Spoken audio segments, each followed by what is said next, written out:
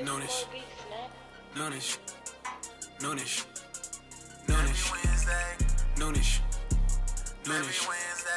Noonish. Noonish. J.A. he was major league, playing around with them bats. Kia OG, making plays on the track. Sports and technology, we mix it in with facts. Catch him every Wednesday to like double tap. A lot of interviews with ballers and them winners. Yeah, Jay on Notre Dame, all winner. What's going down? What's going down? What is going down? Y'all know what time it is, Noonish. baby. That good noonish. That good noonish o'clock. Noonish. Noonish. Every Wednesday. It's going down Noonish. just like that. Noonish. And I can't wait to jump into these topics today, baby.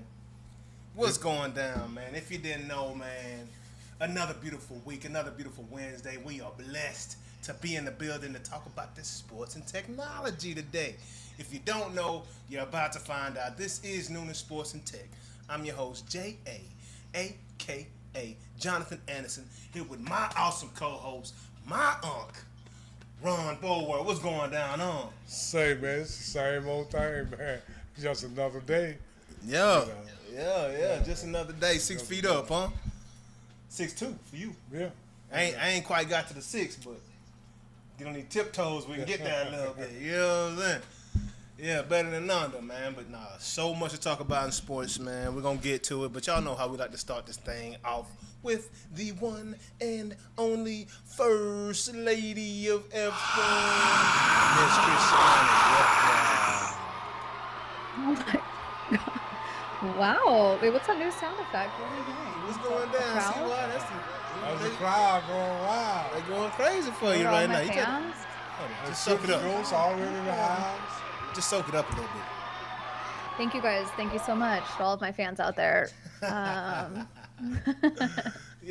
what's going down? See why? Oh, not too much. I'm trying to make sure I'm trying to make sure I'm on camera because last week you just basically saw my eyeballs. So I want to make sure you can see the whole glow. You know what I mean? We were yeah. up close and personal last week. You know, they saw the pores, they saw the glow, they saw everything. You really did see the pores. Sorry about that to everyone. You was good. But here we are. We're back. Just had that bag. Give me 50 feet. Yeah, Miss CY. You know, how's everything been? You know, this past week, we got some good races to look forward to. It's an exciting bunch up at the top of the rankings right now with the Papaya Boys and Max like right behind. I'm trying to slide through there somehow, but right. yeah, what's going down? And not only that, the stars have been doing their thing, and we ain't gonna talk about that. We're gonna let CY do that. Wait. Why don't you guys just take this off my hands? You guys cover it. Give us your recap. No. I'll handle everything else. Hey, you know that high level and in the weeds? Yeah. I'm 30,000 with the NHL and the F1. You all in the weeds with it, so we definitely gonna use your perspective. Well, I'm happy to jump right into it if you guys wanna get into it. Let's go. However you feel about it. We can talk about whatever you want to talk about, CY. That's how we get down. I don't have any other exciting progress reports to share, so why don't I just jump right into it? It is a very fun Formula One weekend in Las Vegas. However, boys, Vegas is underwater. I don't know if you guys have seen the floods and flash floods that have been happening in Vegas, so I'm a little concerned. When did it start raining in the desert like that? I think they get one crazy rain a year, and it decided this weekend. They were showing the hotels, cars are, how everything's valet. The valets are trying to get through. It looks like they're in the middle of a lake, a river. It was pretty bad. Crazy. So I don't know. Vegas has an interesting landscape to it. I don't ever really expect rain in the forecast, but rain was looking rough. However, out there, isn't it? It's supposed to be dry and cold. It's not supposed to be rainy and messy. In the distance of the mountains, but yeah, the distance in the mountains, but it's flat where they are. Oh yeah. How do you drain water when everything's just flat. I think that's the problem is they were not draining any water. It was just sitting there and filling up. But the comments on social are pretty funny. Like, oh, I hope this like. There's some haters. I don't know if you guys know this, but like some people legitimately hate that there's a Vegas race. I think that they're Why? fake fans. I think they're fake fans, and I think they're not American fans because they're like Vegas just has such a, I don't know, kind of a gimmicky vibe for some people, and Yeah. people talk so much shit on Vegas, and I'm like, you guys are so annoying. It's fun. Y'all are jealous. Most of those people have never been to an F1 race, so what do they? What do they know? What do they Yeah. know? That's what I'm guessing. That's what I'm guessing. I will I, say my biggest complaint over the weekend is the timing of the races. So all of these things happen almost like a little like a day earlier almost because they're so far closer to the West Coast that the timing for like the European fans is so thrown off. So things start on Thursday, which is crazy. We don't ever really talk about any race activities on Thursday, but they've got practice kicking off tomorrow. And the race itself, hey, I don't know, Unc, if you can stay up till midnight on Saturday, headed into Sunday, hours before church, you'll have time to sleep before church. You can watch your first F1 race at midnight, ooh. Saturday to Sunday. You think you can clear your schedule? You got busy? You got plans? Midnight? No, no, I don't have plans. I So think clear out midnight. Okay. Midnight headed into Sunday morning. That's my biggest bone to pick with Vegas is like your girls. Let me tell you my nightly schedule. 8 p.m. I'm in my bed. 8 to 9 p.m. I'm scrolling on TikTok. 9 p.m. I accidentally join Jonathan's TikTok live. Almost every time I'm like, oh, I'm accidentally in TikTok live. I we leave. in here. We doing this. I'm and it's every night. It's every time that I open TikTok, I accidentally almost join your live every time you're live. So then I'm in bed, guys. I'm not awake watching anything. I'm asleep. So midnight on a Saturday, I'm gonna have to take a pre-nap. I'm gonna have to take a pre-nap. Oh yeah, I gotta take a pre-nap. A pre-nap. I gotta Pre-race get nap. ready. Pre-race So nap. that race will be done right around by the time everybody's getting out the club. Yeah, exactly. Well, You'll be in normal leaving the places, club. Vegas, Yeah. it really don't close Oh at yeah. 2. It ain't. Yeah, exactly. Yeah. You'll be leaving the club right at the end. But yeah, so that's my biggest issue with Vegas. But I do think it's a fun time. The guys are out and about already. One of my Formula One creators that I follow, Tasia, she met Lewis and Charles yesterday at a Puma Ferrari event, and I could have shed a tear. I was so excited for her. She's really doing some killer stuff out there. She had a cool collab. And got to interview the guys. So I'm excited to see that footage. But she got to smell. Yep. You know, I just want to know what they smell like. You know, that's what I want to know. Yeah. Like, do they have good cologne? I can't Do believe they you're not in compliment Vegas each this other? weekend. See why? I Like, want to quite hang out with honestly. you guys, and I wanted to hang out with you guys instead. I think we should go together next year. I've got plans for us next year. This year, I was in I wasn't in the headspace to book a flight for Vegas for the Yeah, weekend. I feel that. I feel that. You got to be in the right headspace for something like that, you know. And that's Oh, yeah. that's something that you're gonna have to plan, you know, months in advance. Yeah. Because heck, probably at the beginning of the year type thing. Yeah. Because I'm sure those rooms are pretty filled up throughout the season, throughout the year period, regardless if it's an F1 event or not. You know, there's always something popping out there. So Well, I actually feel like there has been a lot of commentary that Vegas isn't full enough and they're running crazy specials. So it's actually like I did look at it just for giggles, just for a little gig. yeah, Checked it out and it wasn't actually too bad. It was just more like just because I can doesn't mean I should. You know what I mean? I was like, yeah. all right, let me relax. If I'm gonna do it, I'm gonna do it big. And this year, I just did not have time to plan. So I don't think it's actually. I think it's one of the more affordable races to go to. But yeah, I think we should put it on our list for next year. I mean, it has to be affordable because Yeah. there's so much other things to do in Vegas. You know, you're not in doggone even Dallas, right? It's a lot to do here, but crap. I mean, Vegas is on the strip. You're right there. Everything is right here. You know. Yeah, yeah. Like Dallas, you got to go to different parts of the city to hit different things. Like Vegas is right there, basically. 2 streets for the most Yeah, part. everything right there. There's plenty. There's plenty to do. There's plenty to do. You gotta make it some, you know, attractable to some of the locals. Oh, no, I'm ready. I'm excited for it. I do have some predictions. This is our third year. This is only our third year. It's not crazy for Las Vegas. I think my theory has come to life. My theory was that they needed 1 or 2 years to really figure out the track. There was some crazy. I don't know if you guys remember when Carlos Sainz hit a pothole flew into Oh, outer man. space. It felt like it sounded like the car exploded. That was during like a practice run, maybe qualifying. Can't remember, but it was an early session, and everyone just wanted to point to like well, look at that. They don't know what they're doing. It happens at other races, but it was a pretty mega like bump that he hit. It sounded Yeah, how literally you like have the a car pothole exploded. on the F1 race? You're trying to kill somebody. It was really scary. He was going really fast. It legitimately, like the video sounded like the car exploded. It was pretty crazy. But I Yeah, think I'm they've sure the worked out tire the did. kinks. I think that they've worked through. The guys are more familiar with the track. They've had more data on the track. And I think it's going to be a good race. So Max was our first winner in 2023. Last year was George Russell. Now, important to note, Ferrari's been on the podium, or a Ferrari driver, Charles and Lewis, in the last couple of years have each had a podium appearance. So I'm kind of hoping that they're going to show out for Ferrari. I'm really like, we did not have, let me just recap last week. Bad news for Ferrari. Okay. There were no points scored in Brazil. Correct. They did not Correct. finish the race. So I'm really, really hoping that we'll see Ferrari on the podium. But the battle really is between Oscar, Lando, and Max. Oscar is in second place. He had a penalty last race. He was not in good spirits. Lando leads by about 30 points, and then Max is just behind Oscar with 341 points. So they're having fun, but there's a serious battle there. I do Yeah. not think mathematically it's super possible for Max to win the drivers. I mean, I think it's possible if he gained every single point between now and the end of the season, and then I don't know, Oscar and Lando would have to finish in much lower positions. So In second and third. mathematically, or like not finish at all, which would be really good for Max. Highly unlikely.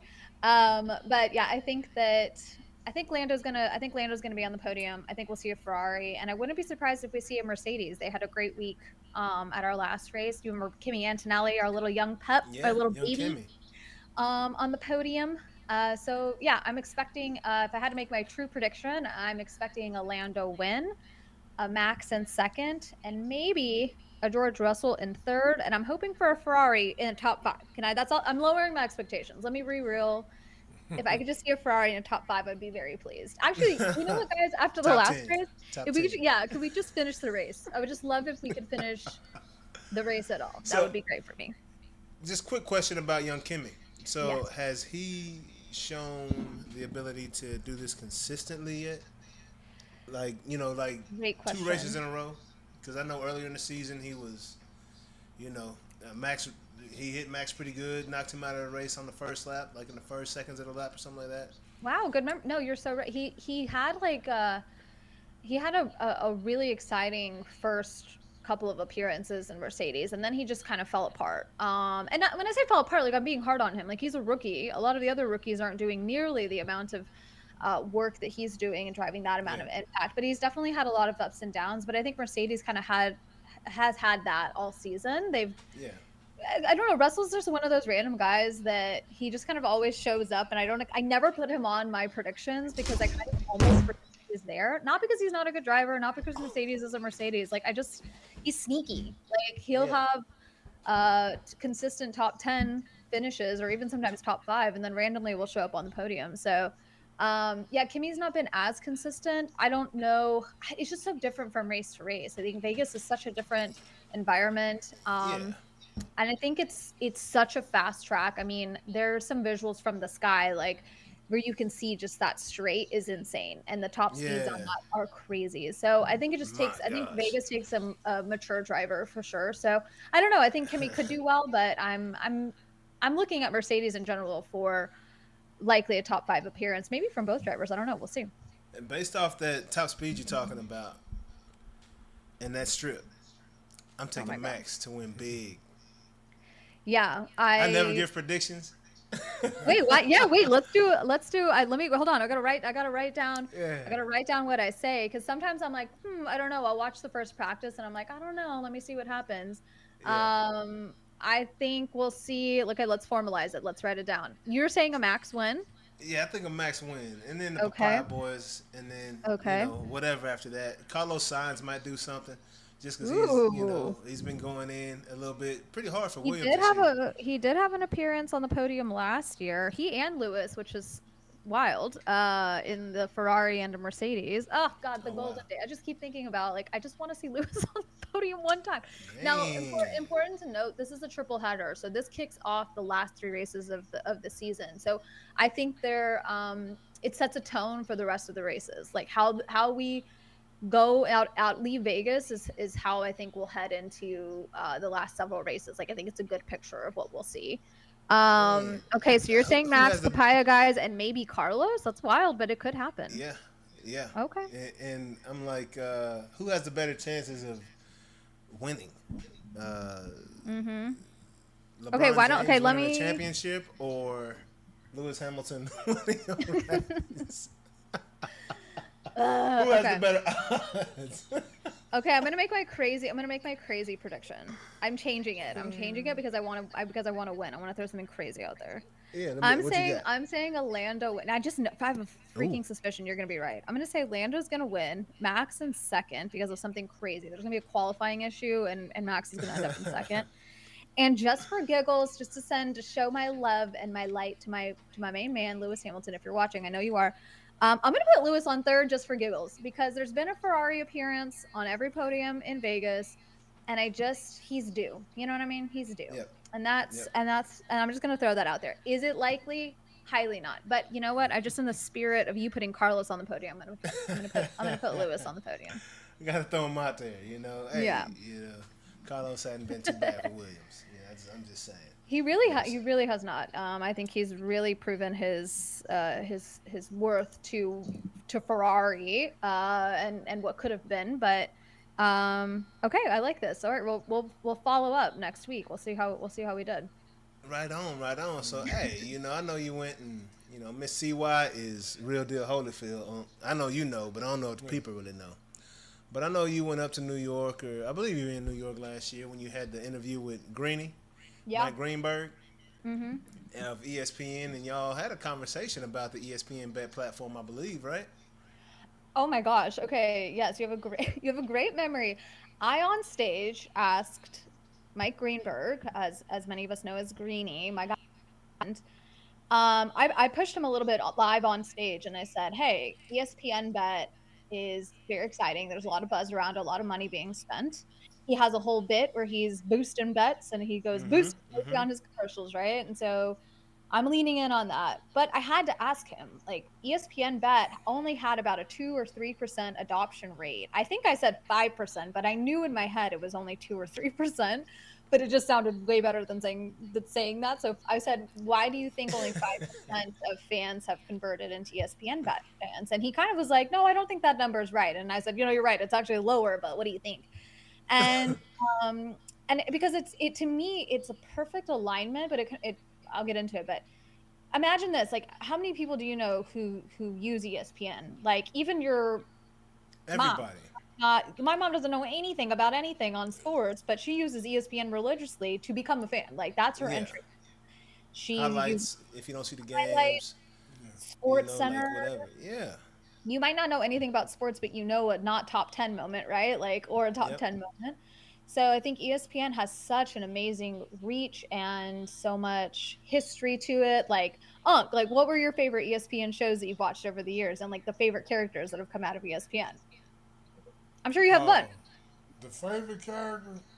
Yeah. Who are some favorite people from ESPN over the years? Do you have any? Stuart Scott, Chris Yeah, Berman. Stuart Scott and Boomer. Yeah, and Boomer. Yeah, Chris Stuart Berman. Scott, hey, 'cause Yeah. Stuart Scott brought, how do you say it? He brought a little urban vibe Swag. to ESPN.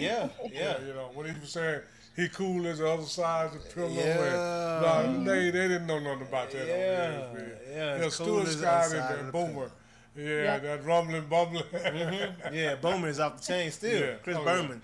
Yeah. Yeah, he's one of, and he ain't my cousin or brother, but John Anderson, I got to root for that guy and SVP. Those are two of my favorites. Yeah, Yeah, SVP. they've had quite a few characters, I love the Mike and Mike show. Exactly. Like they've had so much of a grip on the fans and legacy, like the culture of sports, I think. So to me, a tie-in with betting was just natural, and that betting was on the come up. ESPN has such a wide reach. And so to me, when I asked, when I asked Greeny, I said, Was this a surprise to you that ESPN is now fully embracing betting?" And he said, "No, of course not. For 20 years I've been talking about sports betting. Why is it not doing as well?" He didn't really have so much of an answer, but it kind of poses a question, is like, what an interesting mix up, because the news that just broke a couple, I guess, like last week or week before, was ESPN Bet, their app was no longer going to exist. They have an agreement with Penn, which I don't know if you guys remember. Barstool Yep. had an agreement with Penn. Famously, Dave Portnoy sold his majority stake to Penn for like $165 million and bought it Barstool back. Sports doesn't exist anymore. Barstool's gone. So Penn kind of What? powered that app. Who is Penn?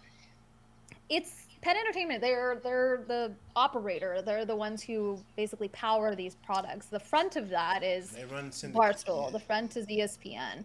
But I'll give you a little history, because I wrote it down, because I thought this is kind of interesting There's for deep fans pockets. That's it. for fans to know. Okay, January 2020, good times, right? Things were good. things were fine. Nobody even knew what was happening in the world. Penn signs a deal with Barstool. Okay.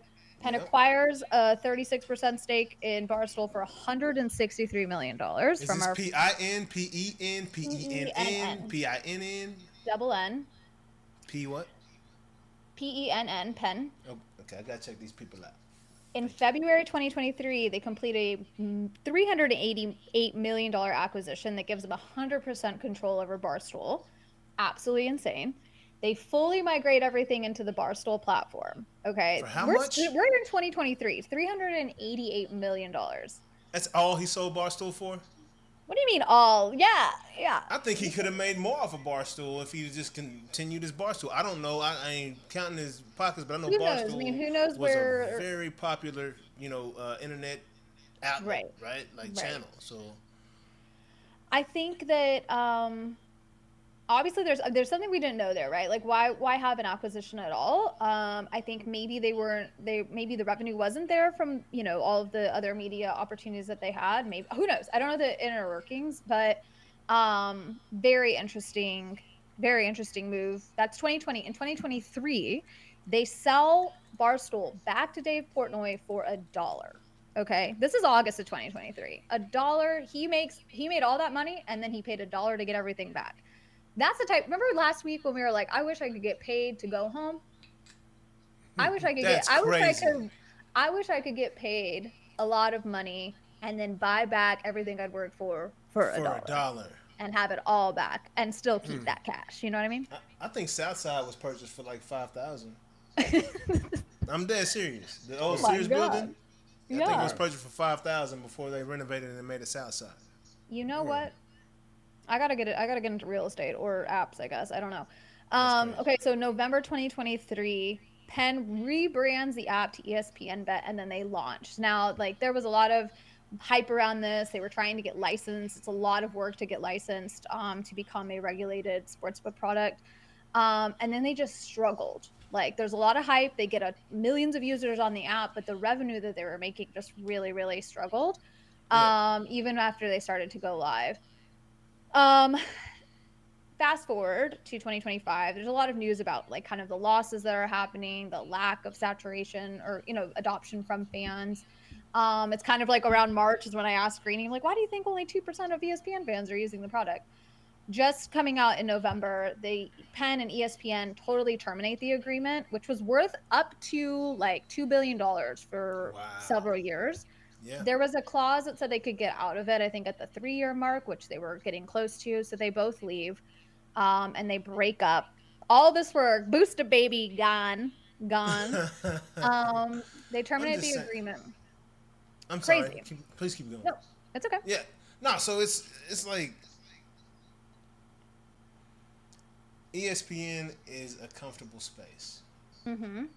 It's probably a good thing that only 2% adopted it, right? Because you get in that online betting space, you're basically becoming a casino, and you better be able to pay it up. Right? And then it's just ESPN's a comfortable space for everybody to just go watch sports without any pressure. Yeah. Right? Now they got pressure. The pressure's coming from other outlets. But I just want to come watch sports over here. Yeah. I don't. That's like, and how many data points are they gathering? And I'm sure that's a reason why there's like $2 billion deal right there. Had nothing to do with the viewership or people betting. It had everything to do with the data points. Right? Like ESPN's already getting their activity, so they know who's in front of their screens watching their whatever on the app or the television. They know who's watching. Right? And then you go into the betting. Now they got they in your bank accounts. It's like, how much information do you want, dog? You know what I mean? Like you're, telling me where to go shop, telling me like, I don't need one organization to have all my information like that. You know what I'm saying? I'm gonna diversify. I'm gonna go to a company that is known for this betting and has done it for years. I know they're gonna pay me out. I know this ain't gonna happen. Yeah. At least in my mind. But I don't. Maybe it's a story. Maybe it's a story of just because you can doesn't mean you should, right? Maybe you're right. Maybe a lot of fans felt that way. Maybe that, just because you watch SportsCenter doesn't mean you want to have ESPN bet promotions every 3 seconds and following every move that you make and then suggesting bets based on that. Like maybe there is some of that sensitivity. Maybe people just, DraftKings is really popular. FanDuel and DraftKings are the top two sports betting platforms. And I've said this before, they're called in the industry tier 1. They don't even really have tier 2 because DraftKings and FanDuel are so far ahead. They just go bump you right down to tier 3. So there's FanDuel, DraftKings, and everybody else. Hey, BetUS is tier 1 over here, baby. What's the underdog? What's it called? Underdog Fantasy. Yeah, I mean, there's a ton of platforms, and most of them you've not probably really ever heard of, but people have certain affinities towards platforms. I was at a wedding this weekend in Mexico, and of course I bring up sports and sports betting. Like, what are we betting on? What are we using? And one guy was like, I don't care what other new stuff goes out there. I've had 10 years on DraftKings. I'm never leaving. My money's there. Yeah. I'm comfortable with it. I don't want to try something new. So I think people just, stick to what they know maybe. I don't know if DraftKings is allowed in Texas, right? It's a couple of them that you can't even do in Texas, right? Right. But anyways, I don't know. That's very strange that only 2% adopted it, right? It's because it's a ton of sports fans that bet, so that's very strange. It's an interesting move. Now, literally within hours, I don't even know if it was hours, minutes of Penn and ESPN terminating their agreement. Again, worth several $1 billion over the next 10 years that are out at the 2-year mark. DraftKings and ESPN signed a multi-year agreement to become the official sportsbook of ESPN. So now ESPN Bet will be sunset, the app will go away, and then fans will now see exclusive DraftKings promotions on ESPN. So even though you're an ESPN fan, you're not being asked to go to ESPN Bet. You'll now be asked to do things that are DraftKings ESPN branded. So they still will have betting. They're just not going to try and own the marketing and do everything themselves. So I don't know. We'll see what happens. I think the fact that they're not just shutting it down all the way shows that there is revenue being made. I mean, I think they did $360 something million in the second quarter, but they're still losing. So they're wanting to figure out how they can maximize their profits, right? These are publicly held companies now. There's a lot on the table. So we'll see what goes on. But this is another thing, was ESPN's legal and HR and PR teams were booked and busy last week because, I don't know, have you guys been dealing with the YouTube ESPN outage? Absolutely. Oh my God. Oh my Lord. I didn't realize how dependent I was upon my ESPN and YouTube integration, or ESPN and YouTube integrations, like to watch sports. I did not realize how interconnected the two are and how bad. I was 5 seconds away from canceling YouTube. And I was like, maybe if I just purchase this app and this app and this app, it'll suffice the things I like to watch, because I went ahead and got the ESPN and Hulu package. Oh my God. Which I already had, but they upped it $10 and they wouldn't let me watch any of my ESPN channels, even though I've had that forever. Like, it was weird. It doesn't make sense. Yeah. It doesn't make sense. ESPN I remember the good old days. Yeah. The good old days of just cable television, and then you could watch everything you needed right then and there. And then everyone said, cut the cord, right? Everyone was going to go digital and go streaming. We're not Because going they to do started charging $300 when you first initially paid $59.99 for that first package for 2 years. And now we're back. And now we're back to basically the same thing where we're just running in. Like, I have so many subscriptions, so much that I can't even keep up with them. Thank God for my Rocket Money app that tells me, like, hey, just letting you know. Yeah. Just letting you know you're a dumb bee who's paying for 7,000 subscriptions you don't use. Like, oh my God. I wish this should be a promotion for Rocket. They have saved me I money got because they've been Rocket. like, hey, just letting you know you have 2 Dropbox subscriptions. Like, when the fuck did that happen? I don't. And for one of 2 them, I was different paying for emails. like They got 8 you. years. Oh my God. Okay. Anyway, so ESPN and YouTube, like all of this is all happening at the same time. I'm stressed because I can't watch my games. It goes blackout on Halloween ahead of a huge, like, it was a huge college football weekend. Absolutely. Things I are was happening. pissed. I'm like, okay. And then I'm like, okay, I literally have both up. I have ESPN Plus, which I pay for, the Hulu package, and my Disney package.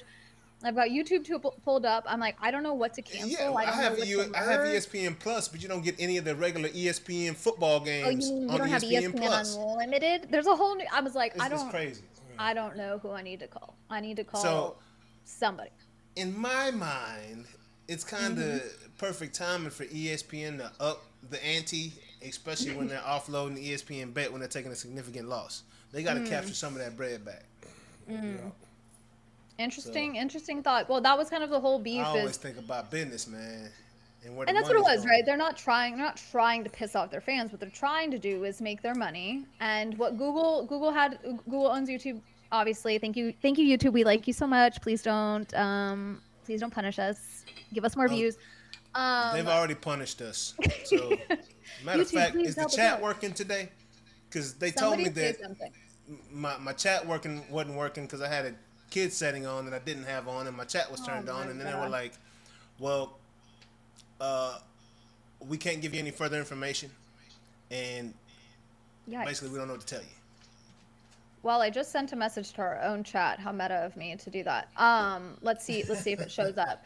But yeah, there was all this information like back and forth. Rights are such a crazy part of sports that I think if you're watching and you turn on your TV and the things you want show up, like you should be so grateful for the thousands and thousands of people who work so hard to make sure that we can see things in real time, that we have the right information, My that are gosh. producing these shows. Like, there's so much at an executive level that's happening, but at the end of the day, people like my brother-in-law still have to go to work and make these things happen, even though there's all this kind of craziness happening in the background. So that to me was like a really interesting couple of like days, it felt like, for ESPN, is just fielding Yes. all kinds of back and forth. Now the blackout is out, they're back on. I did cancel YouTube TV and kept my ESPN package, so I gotta figure out what to do. Yeah, But that's I'm how trying I to watch figure out if I Formula should do One. that. That's how I watch Formula One. So I was like, I have to have something. I've got to have ESPN or YouTube. So we'll see. Maybe they'll bring me back with a little discount. What if they say, hey, sorry about that. Here's $20. We'll see. Hey, YouTube, hey, they hit you. They did come back with the $20. You get the one-time $20 certificate, whatever it is. $20 off for the month, basically. Here's where I messed up, as I canceled too soon. I didn't. They didn't get a chance to give me my $20. $20 can take me a long way at Chick-fil-A. I played the long game. Yeah. You know, I believed in them. They've been good to me to this point. I love the multi-view where I can watch 4 games at one time. Like, it's a lot of things about YouTube TV that I do appreciate. Now, YouTube, you do some good things. Now, the way you treat me is just absolutely just asinine. But everything else that you do on the, the user interface side, Yeah. keep up the good work. Keep up the great Everything work. you Wait, pay for, how? they do good. Oh yeah, everything you pay for, they do it Excellent. That's true. But when I'm putting in my heart and soul, y'all just okay. I'm another Man. number. It's all good, but the content is undeniable, and we appreciate y'all for continuing to support us, man. We've come up another 25 people since the last week. See why it just keeps happening? I don't know. how. Nice. But I'm No, I good think with it. I think it's a good combo. You guys do some really good social content. I think the consistency is good. I think Yeah. Unk's fashion is drawing a lot of eyes to the YouTube channel. Yep. And I think YouTube Yeah. wants us to change our time. I think they want us to go What? sometime between Thursday and Sunday. From the last email I got. Get in a the grip, evening. okay? We're Wednesday at noonish. We're not Friday at noonish. Leave us alone. Yeah. What do Tripping you want out, from man. us? What do you It's guys all want good. from us? But yeah, Something to think about, though. Yeah. crazy time. Something to think about. Wait, But Unk, anyway, Unk hasn't been basically chiming in what on they- this. Basically, what they said was, you go in the evening or you just gonna stay where you're at. We're gonna keep treating you like that. That's what it seems like. Yeah. That's what it Well, seems like. I don't know. Wait, Unk hasn't been chiming in. I want to know, Unk, how do you watch your sports? I feel like you're not as fired up about YouTube as I am. What are you watching your sports on? I'm watching my sports on free TV. Yes, sir. And Nice. about 3 years ago, those bills got out of hand. I had to sit down and talk with my wife. I said, if you want to keep paying this, you're on your own. Cut them. That's coming out of your fun money. Wow. Wait, hold on. I Is this told the him, same cut it guy that off. says And every right day's a now, holiday? You know, Oh my God. now that we have the studio close by, you know, with all the downloads on the TV, you know, so I can go watch them. But otherwise, before that, when the studio was far away from that, I just watched what was on TV and that was it. And I had to be good with it. Yeah, Damn. but hey, Unc don't miss a thing. I tell you that much. Unc sent me more stuff than I sent him. I'm like, all right, appreciate it. Yeah. I love how Yeah. Unk was like, hey, you want to watch your subscriptions? That's too bad. This is the same guy that says every day should be a holiday. Every day is New Year's Eve. Oh, it is. Except, Absolutely. Except. For me. Not for YouTube. Not for those. I take that money and spend it on me. That's about $300 a month. Absolutely. You know, that's a- Absolutely. Hey, think about it now. That makes a lot of sense. Oh, you yeah, know? yeah. Wait a second. I mean, Wait, you're onto it just got ridiculous, and I was like, wait a minute. You know, I looked at our bill and it was like $289, and this was, I'm like, and, 289. and what made Yeah, it so for bad cable. was I was watching the same 3 or 4 channels, Yeah. and then when I cut them all off, I didn't even miss it Didn't miss it at all. because I'm like that. You know, I changed my focus. You know, to- Yeah, absolutely. What matters? and I quit focusing on the paying apps and start focusing on George Washington and Benjamin Franklin. Man. Benji. Well, is what they you call really- him. You really did something. You're smarter But than nah. us. Exactly. See why he, he passed all that. Yeah. I'm trying But- to get there. But back to the subject, see why? We got to get some stars info in here right quick because they want a 5-game gosh. win streak. Oh my God. Okay, you're so right. Wait, Unk, why don't you just give the hockey update? You're ahead of me. Okay, I'll do this really fast. The Stars were on a very powerful run there for a second. However, last night things were not good. Things were bad. Bad things were happening. They played the Islanders. You know our guy Mikko Rantanen, who took a place of our dear friend Logan Stankoven. He had a pretty crazy Stanky. I miss him. He had a crazy hit on one of the Islander players and got into a bunch of trouble. So they gave him like a 5-minute major and he got kicked out of the game. The coach, What? the team, everyone was yelling at him. It was pretty bad. Stanky went dirty? No. Rantanen. Stankoven's on okay. another team.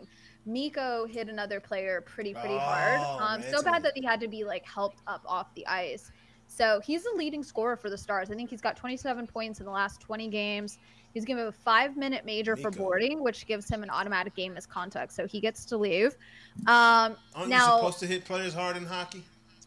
there's dirty and then there's not dirty. There's Oh, so some he that was you dirty think are with it. like, oh yeah. I mean, he was ejected. Like it was pretty bad, and the player was kind of not moving very well. So He got hit like Gordon Howe used to without any penalty. Oh, wow. Yeah, that's wild. I want to see it. you're like, that I'm sounds sorry. incredibly violent. I'd love to see that.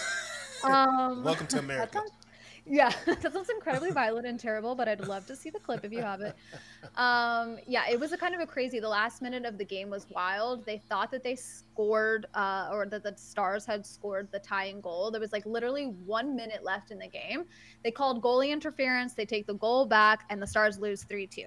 It was a rough night. It was a rough night. However, Jamie Benn, our captain, number 14, played his first game in the entire season because he had that injury where he had surgery on his collapsed lung. So he was back, but kind of a rough re-entrance for the Stars with Jamie Benn's reappearance. But yeah, you're right. Punk coming off of a win. Ever tell you that Deuce took a picture with Jamie Benn when he was like, I don't know, 8 years old? No, where at at? the Stars Six Flags event that takes place every year for the season ticket holders or whatever. Yeah, man. So I got to meet Jamie up close in person. Yeah, that's when his brother was on the team. Funny guy. Oh yeah, Jordy. Hey, that's so fun. Yeah, they do that every year actually. Right before the home opener that I host, they do that fun Six Flags event. So I always see a bunch of pictures leading up to it. But yeah, that's awesome. Yeah. So I'm a Jamie Benn fan. You're a JB fan? Me too. Me too. He's a lucky 14. That's my favorite number. So of course I'm a Jamie Benn fan. And he hates doing the 360 booth, which makes me love him even more because then I just force him into it. He didn't do it this year because he was injured. And I told everybody at the game, I was like, you know what? This guy hates to do this anyway. He's got an injured lung. I'm not going to make him do this against his will unless he wants to. So I didn't this year, but I'm glad he's back and healthy. That was mighty nice of you. Mighty nice. Very considerate. So nice. I'm so thoughtful. And we wouldn't expect anything less from the First Lady of F1. Yeah, I'm always kind and respectful.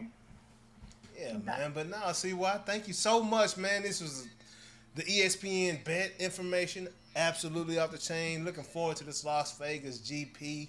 I want to see what that top speed is, and I think Max is going to come out with that thing. We'll see, though. We'll see. Okay, just to report back, you had Max, one of the McLarens, Carlos. I have Lando, Max, and Lewis Hamilton. All right, let's see how it rocks next week.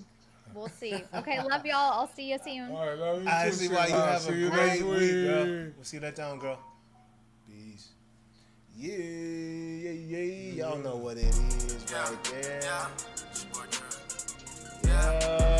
That's the one and only Triple Gold. That's Christiana Yebra in the house. Yeah, that's Christiana. Noonish Music. on the chain. Yeah, that's Triple Noonish. Ghost in the building, baby. Noonish. What's up? Noonish. Every Wednesday. Noonish. Yeah, man, we over here getting set up, man. About to jump into these topics, man. Miss CY's off the chain. Love it. She Great go hard. information, man. You Great know, information. she ain't no slush. We tried to tell y'all, man. It's real deal Holyfield over here. That's why they be hating, dog. But it's all good. You can't, what God got for me, dog. You can't do nothing about that, homie. Can't stop you know that. what I'm saying? We're going to keep rocking around here and keep doing what it do. But in this immediate moment right now, I'm going to get my headphones set up. Make sure I can hear what y'all are hearing on this other end. Make sure that everything looks good. Make sure our faces and our words are matching our lips on the show. Unlike the past couple weeks, and hopefully YouTube is nice to us, man. We play kindly. Me and Unc ain't we're not mean characters in the building. We the good guys. We the good guys, and we appreciate y'all tapping in, checking us out, man. But like I said. It's about that time that we about to dive into these subjects, man. Y'all want to hear about it. Now that Miss First Lady of F1 is done with her seg, you know what I mean? Done with her seg. Hold on, let me get these topics up over here too. Make sure we good.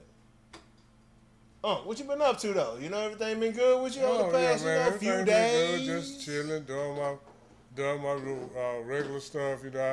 I worked at the food pantry yesterday. Yeah. At my church, we give away food twice a month. Yes, sir. Yeah, that's a good deed. The first and third Tuesday of the month, so we gave away food. And what church is that if anybody wants to come and be a part of that? That is Golden Gate Missionary Baptist Church. It is off of 35 in Colorado, in Oak Cliff, a.k.a. the bottom. In the bottom, baby. Yes, sir. I love it. I love it, man. Amazing church. Great pastor. My aunt attends that church. My mother attends that church. And I need some more drink. I ain't been sipping on like that today. But, I just want to make sure we right. And yes, sir. This is all he say, talk about. He say, got to get his drink, but this is the thing. don't be drunk on strong drink. It's okay to have a cocktail. Don't Yes, get sir. drunk. Yes, sir. Don't be. I mean, because that's just good advice. Yeah, man. Who want to be drunk? Who want to be, incoherent halfway? Yeah, and not doing well, you know. Yeah. And I like to be in control of my mind, my body, what's going down. But let's jump into these topics because that's what's going down, man. So, last week, a couple weeks ago, we were talking about Jake Paul and Tank Davis, and man, Jake knew this about Tank a long time ago. I think Jake wanted to actually do something special right here, huh? What you think about it, man? He done messed around and got your boy Anthony Joshua, who got knocked out in his last heavyweight fight, but knocked Francis Ngannou out like it was nothing in the fight before that. And a few other dudes that actually fight professionally. Jake is fighting Anthony Joshua on December 16th of 2025. What you think about that? He's actually going to take on a real fight, or is this just another gimmick? Another gimmick. Another gimmick. You don't think Anthony Joshua going to actually fight him? Because it's a professional sanctioned fight. If he do, if he fight Jake Paul for real, he gonna knock him out in the first round. For sure. For sure. Like he did if Francis Anthony Ngannou. Joshua fight Jake Paul as another professional fighter, Yeah. he gonna hurt that boy, man. Yeah. Jake Paul ain't no fighter, and he ain't doing, because this is the thing. You 200-something pounds. Why you trying to fight Tank Davis in the first place? Man, that doesn't make sense. It didn't make sense to me. Because Anthony Joshua will knock Tank Davis out. Absolutely. Like a heavyweight. I mean, Tank can dance all around all he wants to. But a heavyweight will knock Tank out for sure. Yeah. So Nate Robinson. And I'm going to tell you this. Anybody else? I think that some kind of way the contract wasn't going, either the ticket sales or the contract wasn't how Jake wanted. That's why he got out of there with Tank Davis. Yeah. Something wasn't right. Well, he knew he could get an international event if he brought Anthony Joshua into the mix. Yeah, and then if he get up there and get knocked out by a guy that really ain't about 140 or 50, he might gain up to 165 or 70. But Tank ain't finna go. He ain't but 5 foot nothing. Man. He can't. It's not like he gonna come in and fight 195. Yeah. If he do, he gonna look like a bully, man. Yeah. Like a weight bully, a size bully, man. Yeah. But fighting Anthony Joshua. I'm talking about the bully, the dog bully. Yeah. A little bit of bully. Short legs and all. That's the way. Man, talking about Tank like a get up to enough weight to actually fight Jake Paul on a level playing field. He ain't gonna be able to fight him. He's gonna have way too much lactic acid in his muscles and won't be able to just fire off like we know Tank to fire off. And if Anthony Joshua hit Jake Paul like he hit any of his fighters that he's fought in the past, Jake Paul going to sleep. I don't even think it's an if though. But this is the thing. Every time Jake Paul is involved, it's some shiesty. Well, this is the thing. They like to be fighting in 20-ounce gloves. It's now they fighting in 10-ounce gloves. It's a 10-ounce gloves, 8-round match, and Anthony Joshua cannot weigh in over 245. Those are the only stipulations. That's the only stipulation we know about. That we know of. Yeah. There's always some under the table. And of course, the longer the Tank Davis fight came out, the more stipulations. Because at first it wasn't that many stipulations on that. Yeah. Then as time went on, there was another stipulation. Stuff coming out. And as we saw in the Mike Tyson fight, all the other fights, the longer the fight lasts, the more the other Jake individual Paul opponent get. Hey Jake, I'm just saying, we just had Veterans Day, but the Redcoats are coming. The Redcoats are coming. I don't know if Anthony Joshua will give a damn about Jake Paul like these other Americans do to get that bread. I think they treat Anthony Joshua like a king, and he took L's, and he still get treated like a king over there. Yeah. So, I mean... Anthony Joshua might just be coming over here to knock you out, dog. Just for the fun. For the fun of it, bro. He don't need the money, though. Because I wish somebody would just say, oh, yeah, I ain't going to do... Yeah, sign the contract, and then, if I knock you out in the first round, I ain't going to get no money. Bam! I ain't gonna get no money. Man. Because guess what? He gonna get way more money. He gonna make so much money in endorsements. You knocked out, you gonna have so many interviews. Man. You the one finally set Jake Paul up. He already, man. What was that? Prince Andrew that just got kicked up out of there? Is that the... They made room for Anthony Joshua, man. He been he been over there kicking him with the court for a minute, man. Anthony Joshua been a man over in the UK. Yeah, but like I said, I just don't trust anything that Jake Paul is involved in. And until I see it go down under some real rules, what up, I What up, Joshua? it's all BS as far as I'm concerned. Yeah, man, that's just wild to me, man. And, hey, if you're in the building, man, see something, say something, man. Don't be bashful. Shoot out your messages, man. If it's something that we haven't spoken on or that you want to talk about, you know, we're still going to get to the NCAA, still to the NFL. We still got NBA, everything coming up. But if there's anything during the show that you want to talk about, man, shoot a message out, throw it in the chat. We're going to respond. We're going to talk about it for a little bit, give you our best opinion on it. You know what I mean? But yeah, man, I think Anthony Joshua going to knock this dude out. Yeah, I mean, I hope he do. Especially the way he was on the canvas last fight. He got to get some get back on somebody. Yeah. Because my boy Daniel Dubois had AJ looking goofy around his hole. You know what I'm saying? Coming off of that. He couldn't come up off his arm when he tried to put his arm down and do this, do a push up. My boy said, arm slipped back. Went straight to the shoulder, dog. I got to use this other one to get up now, you know? Yeah. So, yeah, man. So I'm looking forward to this now. You know, I was looking forward to seeing Tank beat up a big dude, but now, you know, Anthony Joshua, let them hands go, dog. Knock this dude out like you knocked Francis Ngannou out. Hey, you know who want to fight Jake Paul? Who? Blueface. Oh, man. I think Blueface got some hands, though. I think he been boxing for a minute. No, I'll take that back. I think I saw him fighting. It didn't look good. Blueface getting knocked out. Blueface said they got the Blueface been to the pen. Yeah. So He's just trying to get his bread up. Yeah. He trying to get his money up. But this is the thing. He a big boy. If he catch Jake Paul, it might be a problem for Jake Paul. Oh, for sure. But he want to fight Jake Paul. But Jake Paul don't want to fight Blueface. No. Especially after what he said about Tank. After already knowing about it before he signed the deal. Yeah. After what he said about Tank, there's no way he's gonna fight Blueface. And then Blueface ain't popular enough. He don't draw enough interest to me. Blueface using Jake Paul to try to get his name back absolutely. In the media. And I don't blame him. That ain't happening. Purple and yellow don't make blue, but they make the Lakers. And LeBron had his debut last night. And debut rhymes with blue. What you think about that LeBron debut last night against the Jazz? They won by about 20, didn't they? Yeah. Yeah, well. No big deal. LBJ, man. He's back. Yeah, he back. Regular season, early in the year. So was it an injury, like for real, or was he just like, I'm going to just take this first quarter I off? have no idea, man. These dudes are so full of shit. I think these teams are. Yeah, the whole... Boys ain't going for records or nothing anymore. They're just trying to sustain. I was finna go like the president. Yeah, the whole system rigged.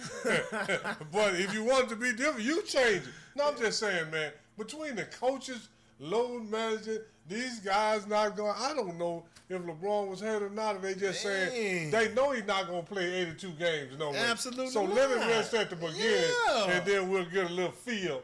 That's how I feel a lot of this going down, with Wemby getting hurt and then Giannis Antetokounmpo getting hurt. Like, I feel like a lot of this stuff is really just like, man, just sit down, dog. We gonna take care of you in the injury report. Just sit down, man. Yeah. We good. We can sustain until we need you for that second half run. Yeah, you're not. We see what we got. Yeah, we see what's going down. You're not finna do no Willis Reed, no Bill Russell. You're not finna blip up and down the court. No, man, go sit down. We got too much money invested in you. Yeah. And if you hurt at the end, we sure not gonna win. Not gonna win a thing. So let's just make sure you're here at the end. And that's what they just trying to do. Yeah. And there's so much money involved. You really can't blame them from a money standpoint, but from a competition and competitive standpoint, and this is coming from an older guy that money wasn't in sports like that when I was younger. Yeah. So we didn't have nothing else but competitiveness and competition. Yep. It wasn't. Man, Bill Russell then was making. When Bill Russell first went to the league, man, Bill Russell making $56,000, and then later on he might have got up to $200,000-300,000. Man, but I'm just saying. And that was way later on. Absolutely, man. Absolutely. So it's just too much money involved. And I don't know if these guys hurt, or they just waiting to see if we're gonna have them when it really count the most. Yeah, I don't know. That's what it feels like to me. Just seeing the injuries and the timing of them and how long these guys are supposed to be missing time and things like that. Like, it just don't make sense to me. Yeah, but that's a double-edged sword because. Like I say, hey, if your body ain't used to it, don't expect when you you don't be play, ready. Then we want you to play. You can't play because you ain't used to playing all the time. Exactly. So if you don't play, that means you can't play. Sometimes You know, them old guys get criticized for limping up and down the court, but guess what? When it was time to go, they still went. Man. You know, I don't know. Absolutely.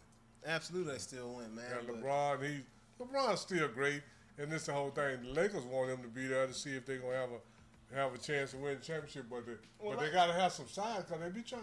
I think they're trying to get Gafford from the Mavericks. One of the dudes from the Mavericks they trying to get. I wouldn't even doubt it, but the thing is, look, the Lakers, they want him to be there because they're gonna sell out as long as LeBron in the building. Oh yeah. I don't even think they care to win at this point. Yeah. You know. It would be better if they did. Yeah. We need and Bron hoping that Bronny show out of Arizona, and Bronny ain't doing that right now. What you not mean, Bronny, Bryce? but Bryce. Yeah.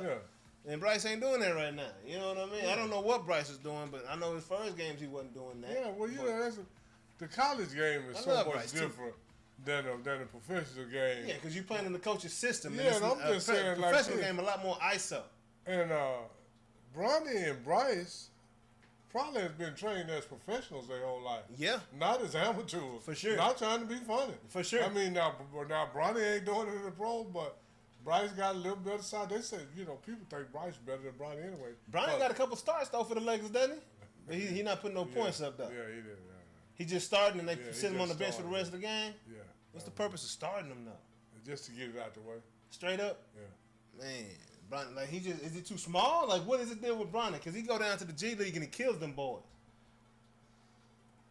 I don't know, man. Does he feel like he can't play his game because he's Well, got like the other Luka? night they were saying he wouldn't shoot. They were saying he passed it too much. Yeah. Yeah. I mean that's the Bronny that I've known forever. That's the Bronny I knew in AAU. That's the Bronny I knew in high school. Bronny I knew at USC. He was very passive, right? He got in a very aggressive mode in the G League, and I think that's the Bronny that the Lakers want to see. At 38 points, Yeah. you know what I'm saying? Like, But that's the G League. yeah, that's G League. That ain't the NBA. Yeah, the NBA. You got some trees in the NBA that's real aggressive. Hey, you got some boys in the NBA that can go. Just Hey, that A stands for Type A. Yeah. You know, you got some supreme mindsets and some supreme athletes up there. You know, so And they're you not just got gonna the let you G have League. it, dog. Yeah. Yeah, and then you got the G League. Yeah, that ain't the A. You know. You got the A League, the B League, the C League, the D League, the E League, the F League. Now you go with Significant gap. You know, you got the G League down. I mean, it let you know that you down from. Okay, this is the On A top. League. This is the NBA, and then you got the NBG. Come on, that's a long. Got a few letters in between. Yeah, you got a few letters in there. You may as well be at, so I'm just saying, LA Fitness, dog. But this is the whole thing, and I'm gonna say this forever. I don't care if Bronny can play in the league or not. I'm glad his daddy got him in there. Same way George Bush got to be president. Rick Barry had 5 sons in there. I'm glad. I don't care if he can't play dead. Yeah. I'm glad it's there, and I hope he get Bryce in there too. I hope he get another contract out the deal. And I hope, and you know what? I can't play a lick I'm on. I wish he'd get me. You know what I'm saying?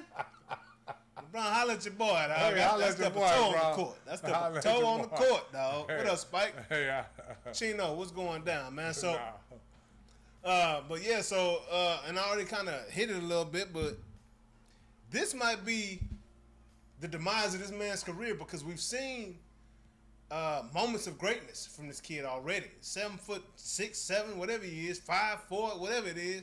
I've seen between 7'4" and 7'7". They say the kid's still growing. The kid got handled. We've never seen a player like this. But at the same time, we can't see him for a sustainable period of time because he keeps getting injured, I think. And then you know what? And then if another tall guy come along and do some stuff, I say, we ain't never seen a player like this because we didn't see enough of him. Yeah.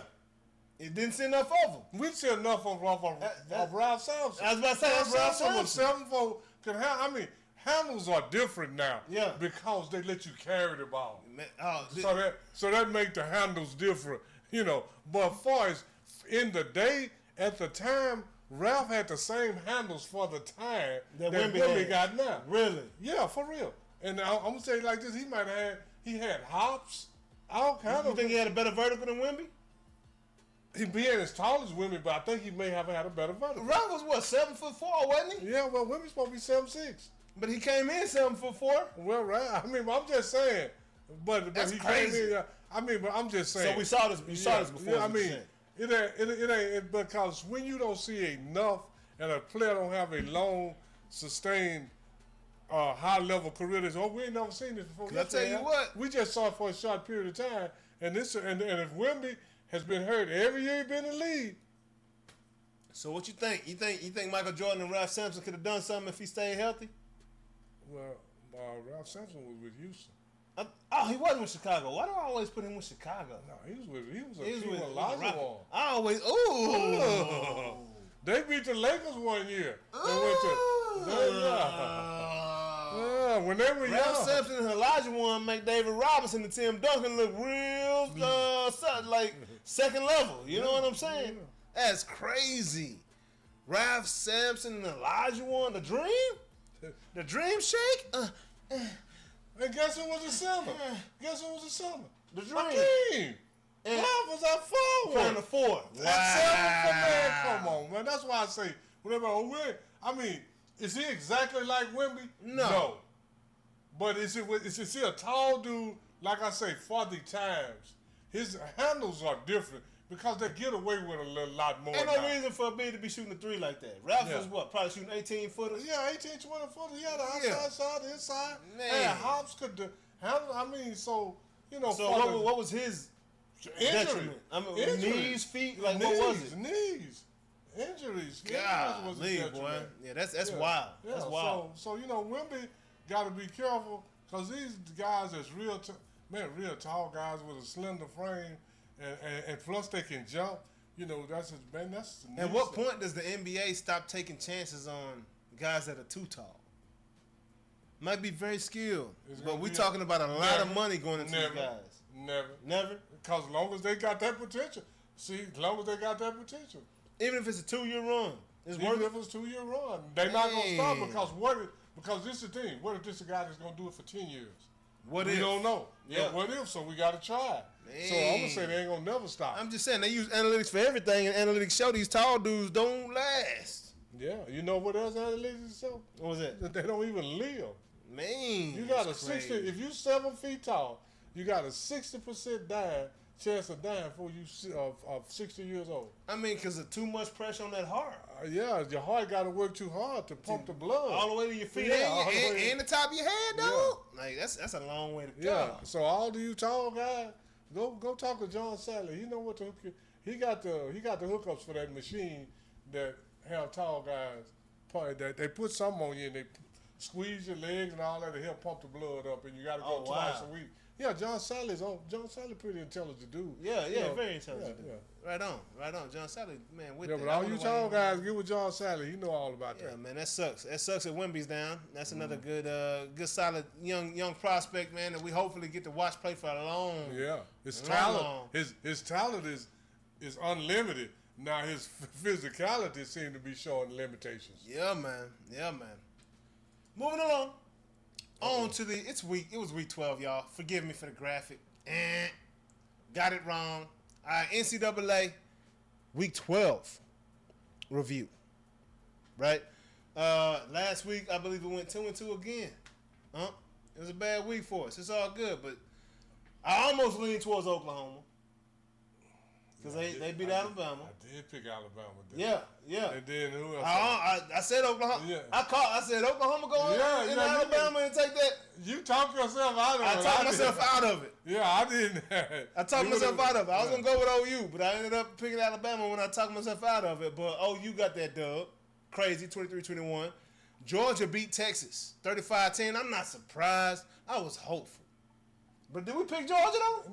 I picked Georgia. Did I pick Georgia, too? Or did I think you did. I think you did. I'm pretty sure. Cool. We good there on that one. All right.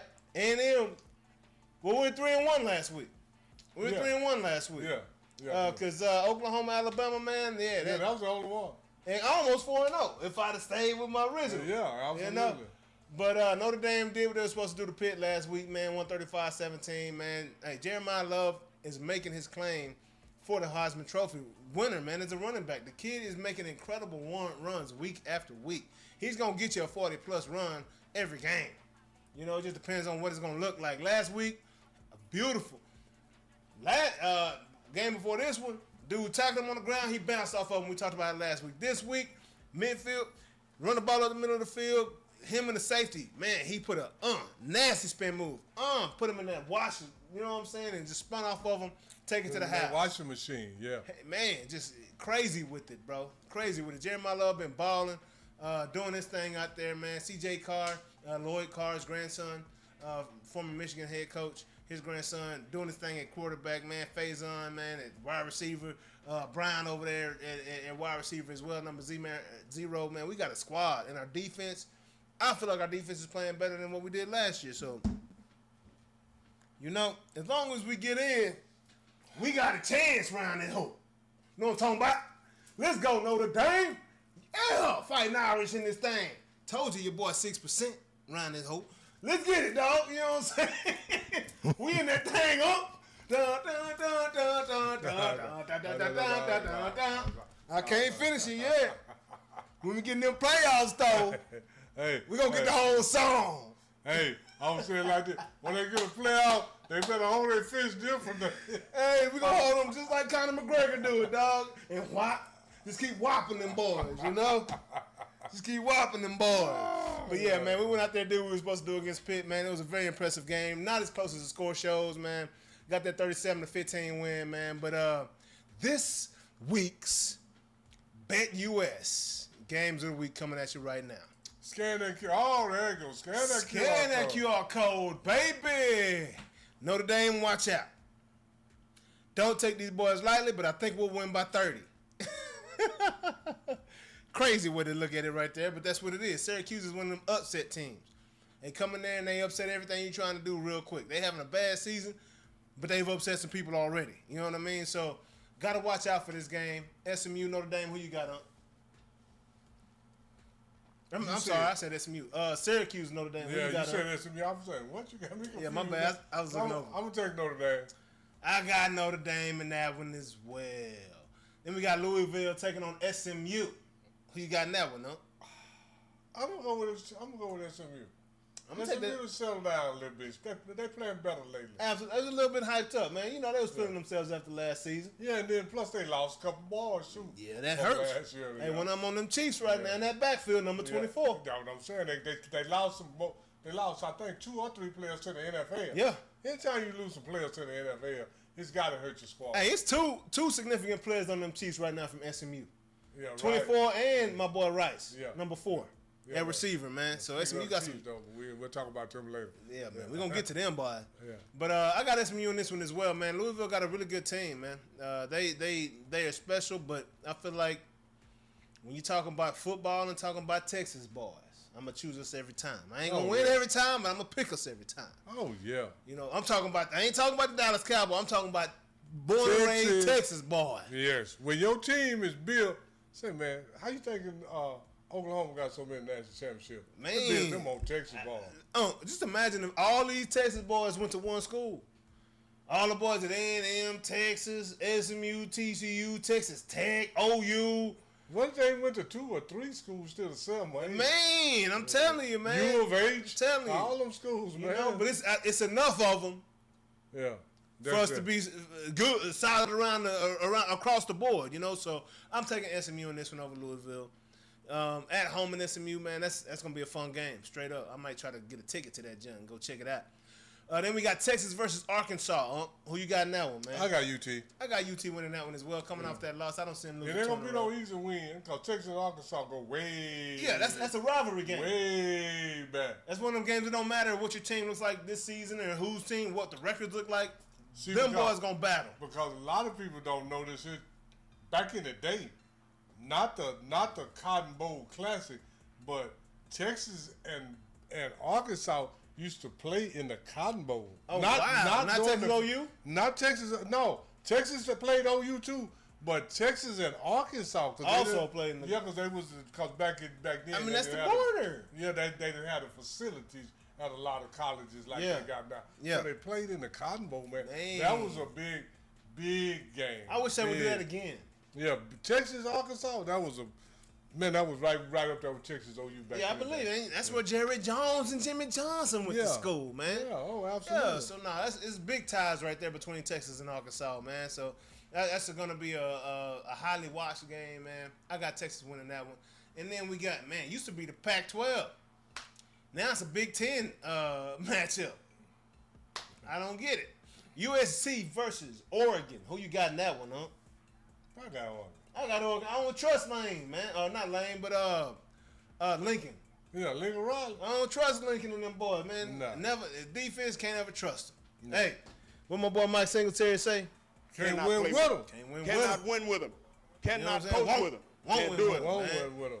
You know what I'm Can't win saying? with them. Ain't gonna do it, dog. I don't trust Lincoln Riley. He never focuses on the defense. I always got a solid quarterback. Oh, yeah. Offense gonna put up points, but that defense, hey, he gonna lose it every time in a big game. But I got Oregon in that one. We'll see what happens, man. USC is fighting to get back into that top 12 right now. But hey, that's what we got right now, man. Those are the Noonish Week 13 NCAA games of the week. Rock with us, man. Let's get it, Scan man. that QR code and rock with us. Scan that QR code, rock with us, man. And we're going to put some money in your pocket, man. If you don't want to do the parlay, man, do the single game bets, and you still going to come out on top. What I'm trying to tell you. Moving along. Going to that NFL. NFL talk, baby. Them Dallas Cowboys, man. Yo, we had a bye week the week previously. We had some nice little trades in the week before that. You know, got old Quentin Williams in the building.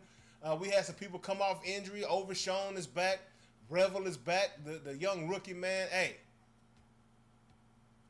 I don't want to say nothing because we did play the Raiders, which is nothing these days.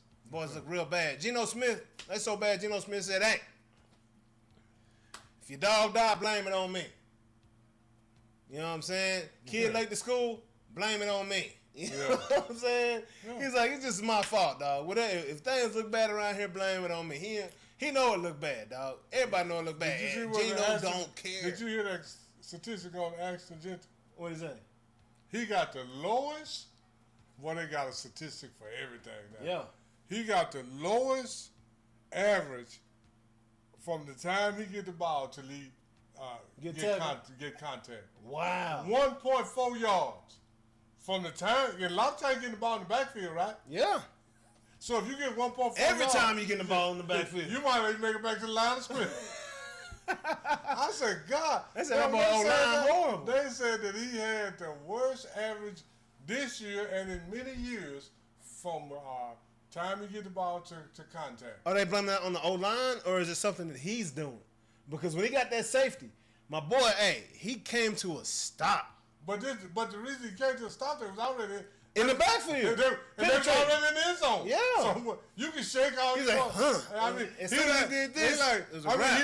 What he did, he looked left, he looked right, he saw number Cowboys, so he just like, what I'm going to do? Yeah, what I'm going to do. Now, so the O-line is trash, is what you're saying. Pretty much the whole team. And now, the only flash down, when he got the, now he dropped a couple of balls. Max Crosby, I wouldn't mind having him over here on our squad. Yeah, who was that? Max Crosby, that DN with the tats. Oh, yeah. Hey, he from here. He from Grapevine. Is it? But he's the only one that's doing anything. Capel or something like that. Yeah, he's the only one from doing anything on the whole Raiders team. But the only, Ashton Gentle dropped a couple balls, but the only flag, I see what they try to do. They try to get him in the flat and open, waking. But listen, man, how long has Pete Carroll been in the league coaching? This is the thing. Analytics is real deal Holyfield, man. Right? So analytics ain't just about stats like average yard. It's also going to show you tendencies. What does this guy like to run in this down and distance? In this part of the field, on this hash, what does he like to run? The longer you're coaching in the NFL, the more notes they got on you, dog. Yeah. So they can, all right, Pete Carroll, 20-year coaching career, we know third and 8, he likes to run these plays right here on the left hash. These plays in the middle of the field. These plays on the right hash. These plays at the 20-yard line. These plays at the 10. Like, they know everything you know how to do, bro. Especially with AI, dog. It's assessed. Oh yeah. And figure it out. And then when you don't have the personnel, man, when you don't have the Billies and the Joe You got to switch up your X's and your O's. Absolutely. You got to can't switch run them up. the same X's and O's. And I'm sorry, but I don't see Pete Carroll switching up what he's done forever with Reggie Bush's and the Matt Linus. When you see the Raiders play, do you know what they remind me of? What's that? They remind me of Seattle with Russell Wilson and Marshawn Lynch. That's what I was about to say. The Russell Wilsons and Marshawn Lynch's. But this is the thing. Even when you had Russell Wilson and Marshawn Lynch, you won with your Bobby Wagners, yes sir, and the Richard Shermans, yes sir, and Cam Chancellors, Cam Chancellor and Earl Thomases. That's what you won absolutely. With. So and your Michael Bennett's, the Billies and Joes. Yeah. So come on, man. Yeah, and but you wasn't the same. Information. The reason those X's and O's work, because you had some Billies and Joes in those X's and O's. Absolutely. Now you got the X's and O's, and you got Sallies and Foes. But or you might have something. Yeah, you ain't got no. Ain't too many Billies and Joes out there. Actually, might be a Billy. Yeah, but we don't know because he got Sally and so blocking for him, and my boy getting 1.4 yards is nothing. Yeah, 1 point before you get hit. Because most of the time you get the ball 2 and 3 yards deep in the backfield. Even if you're at a 7 yard or 5 yard deep and you take off running, the quarterback already in the bag, he take 2 steps ahead of you, and that's about 3 yards. Now let's even get to the back. Let's take yardage out of this and let's convert it to feet. 1.4 yards is 4.5 feet. We're gonna make it 0.5. 4.5 feet. Before you get from the time you got the ball, there's nothing. Hit. Look, man, if I'm a 6'5" dude, 6'6" dude, the radius of me expanding my arms is damn near gonna cover that 4.5 feet. So, it's 4.5 feet to the camera, Jay. You know what I'm saying? That's further than 4.5 feet, huh? So it's 4.5 feet to the end of this table right here. Lay them down on the ground, put their bottom of their feet, and they see where their head reach. That's nowhere to go. I'll tell you consistently nowhere to go. You lay down and stretch your arm out like that. That's 4.5 feet, and that's if you're 5'10".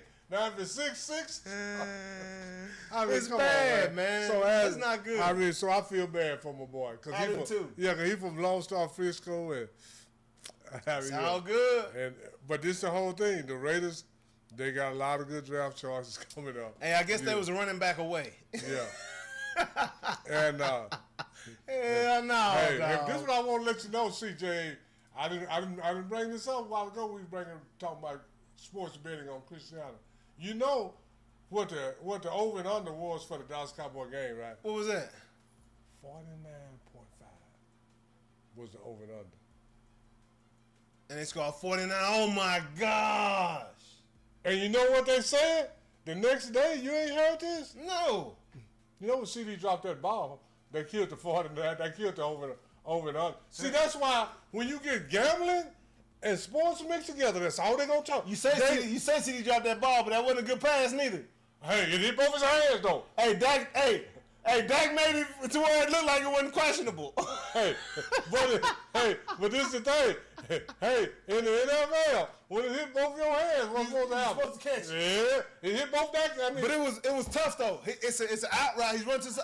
I'm looking at this play. I'm looking at the play. How many times? And he tried to cradle it like this, running out. Dak is this way. The ball's coming from here. He's trying to cradle it like this. Why didn't he try to catch it like this and go to the ground? You can say what you want to say. Why didn't he go here and try to catch it instead of doing this? Yeah. That's where he met this versus this is a different catch.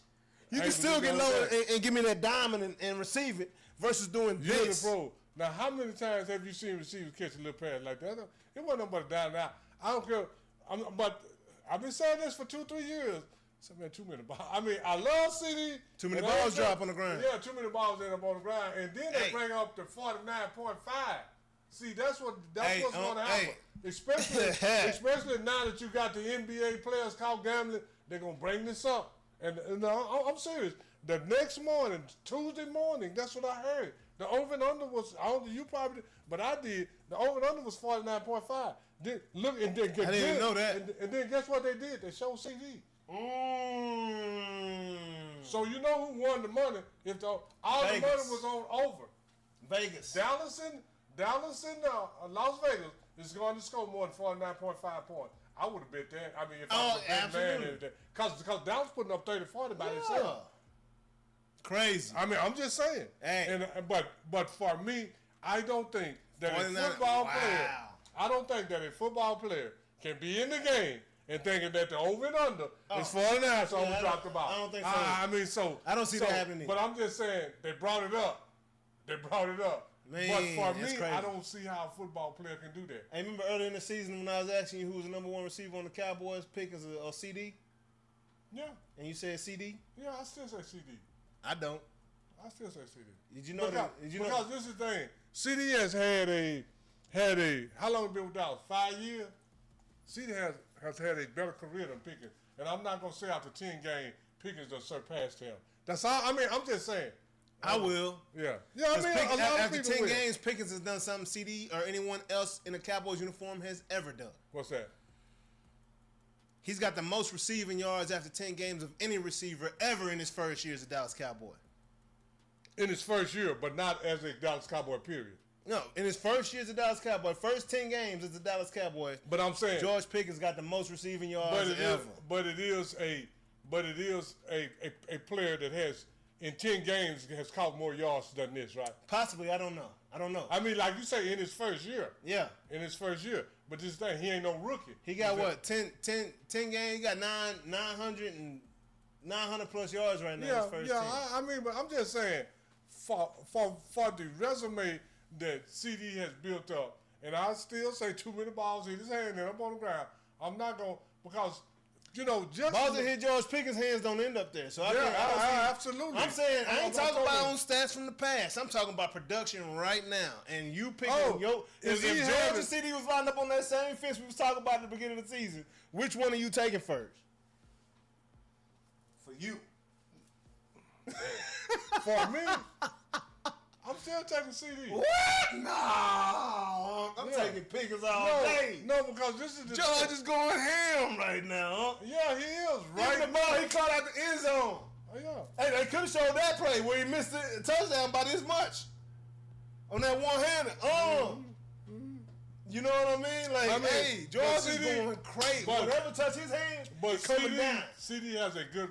See, this is the whole thing. I'm not going to pick... If I see them on the fence. Now, if I'm just going by...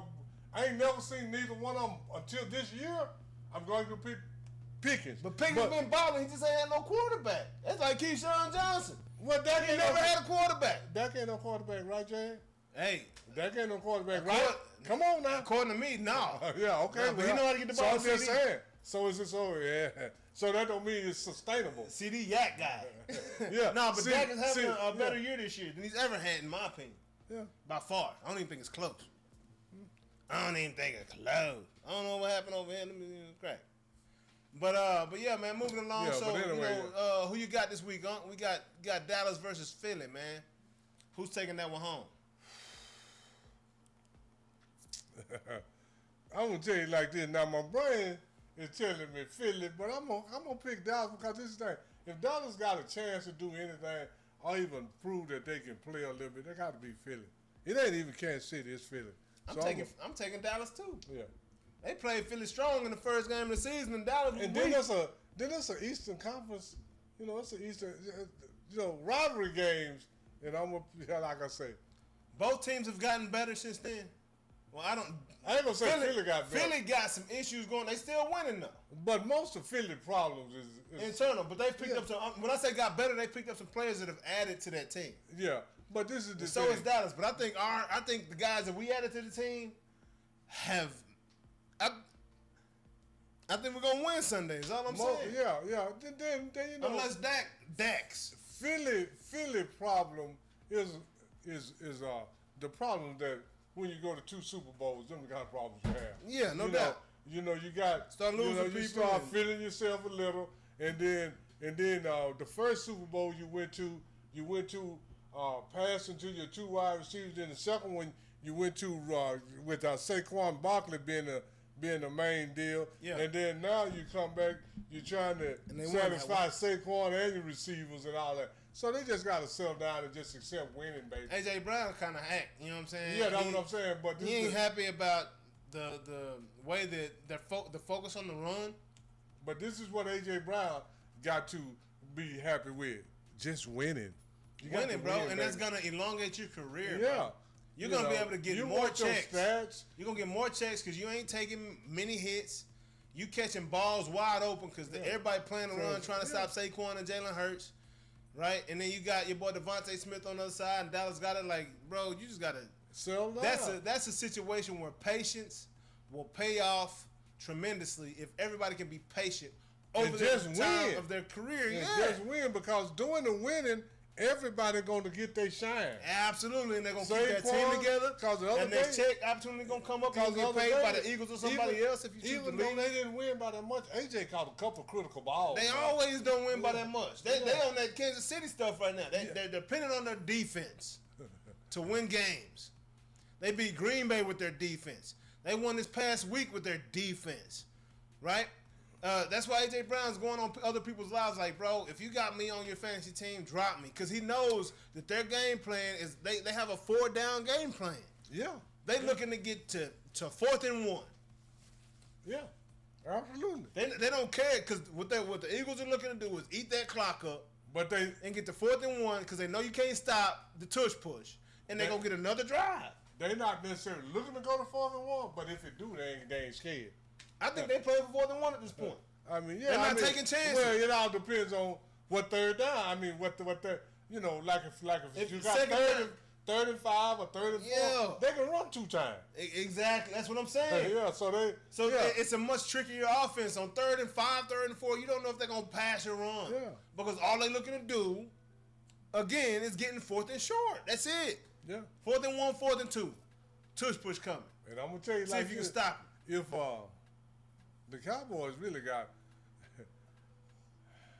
I won't say it like this. Right now, they can focus on some other positions besides defensive tackle. Oh, we're solid. We got a good 3 rotation of 3 guys. What's that other guy? OC? Yep. I know you're talking about. Whatever, you know, he got Yep. Hey, dude, I ain't going to try to pronounce your name. D tackles. But everybody know who I'm talking about. Sir. OC, whatever his name is. Yeah, he's solid, man. And then you got Clark, and then you got Williams, Quentin Williams. Yeah, they solid up that middle right now. And then we got Clowney on the outside, and we got 13 on the other side, and then Overshown just and then the guy we just got from Cincinnati, he's supposed to be down here. He's supposed to be a down here middle linebacker. Yeah, run stopper. Yes, sir. So when we got those, you know, we got good tackle and we got a good run stopper in the middle. That means you got to at least go. We done eliminated at least one thing up the middle. Oh, and that outside on the David Clowney side done too. Yeah, I mean, but I'm just saying. And with Overshown moving around like you're doing, man, oh my gosh. If we had Overshown and Parsons in that linebacker position, you know how much speed we could have at linebacker right now, moving around the field around those guys we just mentioned? Let's let Michael Parsons go. I'm letting him go, but I'm just saying if they would have had him in the proper position in the first place, he might still be here with some more guys. But we had to let him go in order to get these other guys. I'm glad he gone. Me personally, I'm glad he gone. Spent too much time. He spent too much time doing what I'm doing. Talking on YouTube. Hell, I ain't no player. I can talk my ass. Great point up. I can talk my ass. We're going to keep this thing moving along. What up, Jerry? Okay. What up, Black Dot? What's going down? What up, Maryland? What's going down, y'all? Yeah, man. So, moving on to the next subject. A lot of controversy around this game. Pittsburgh beat Cincinnati 34-12. Joe Flacco, a quarterback. What's everybody talking about, though? Jamar Chase. My boy Hawk the Loogie spit on my boy. And then Jalen Ramsey. We talking about 2 top dogs. It's supposed to be mutual respect right here between 2 top dogs. But don't lie about it after you do it. Don't. Hey, bro, if you spit on me, hey, I spit on them, my fault. Yeah. Own that, dog, but do not come back talking about, see, that's that new age right there. I ain't do it. That's that new age, like it ain't every camera in the world around here watching. At every angle, we zoom in. They can zoom in. They got the underneath cam, the overhead cam, the cam on your face, the zoom cam. They got every cam in America watching you talk to that dude. They say you didn't do it. I would spit a Loogie on my boy. Do you know what I would have rather say Jamar Chase said? Yeah, I spit on him. He don't like it. Hell, meet me in the parking lot. Exactly. I would have respected that more. Yeah, he ain't do it. I ain't spit on nobody. Come on, Jamar. Bro. Stop that, man. Own what you do. If you can't own what you do, don't do it. You lost cred around America, bro. You look weak right now, Jamar Chase. I'm just telling you, dog. You look real weak, dog. That look real weak of you to go after. And like you know, maybe he blacked out and forgot that he did it. Maybe. No. When you black out, you don't know what's going down. But blackouts usually happen before a fight, and he didn't even strike a hand. Nah. You know what I'm saying? He And was clenched. I don't even strike. Me personally, I don't even believe in black eyes. You don't believe? Oh, I didn't blacked out on. But this the whole thing. I knew I blacked out though. But this the and whole I remember thing. everything I did during the blackout. Hey, that's what I'm saying. So But you it was, at that point though, no, but this is the whole thing. the flesh took over. The flesh took over. The spirit was dead. Let me ask you this. Before you blacked out, did you say this to yourself? If he do this, I'm gonna knock the hell out of it. Absolutely. Okay, well you ain't blacked out. It was 'cause you had premeditated. You had a plan. But he made me cross over. Yeah, he made you cross over. But don't, hey, cause I'm telling you like this, I ain't never blacked out. But I done beat the hell out of some people before. Well, maybe I didn't black out. Cause get what I say. Now, I told him to stop right here. If he crossed this line. Have you ever been in the midst of a blackout, what I call a blackout, and you ever been in the midst of just whooping up on somebody and be like, oh man, I probably shouldn't be doing this right now. Yeah. Oh, man. See, that's what we call a blackout. No. That's what we call a blackout. That's why you know what you're doing now. You say, I shouldn't be doing this right now.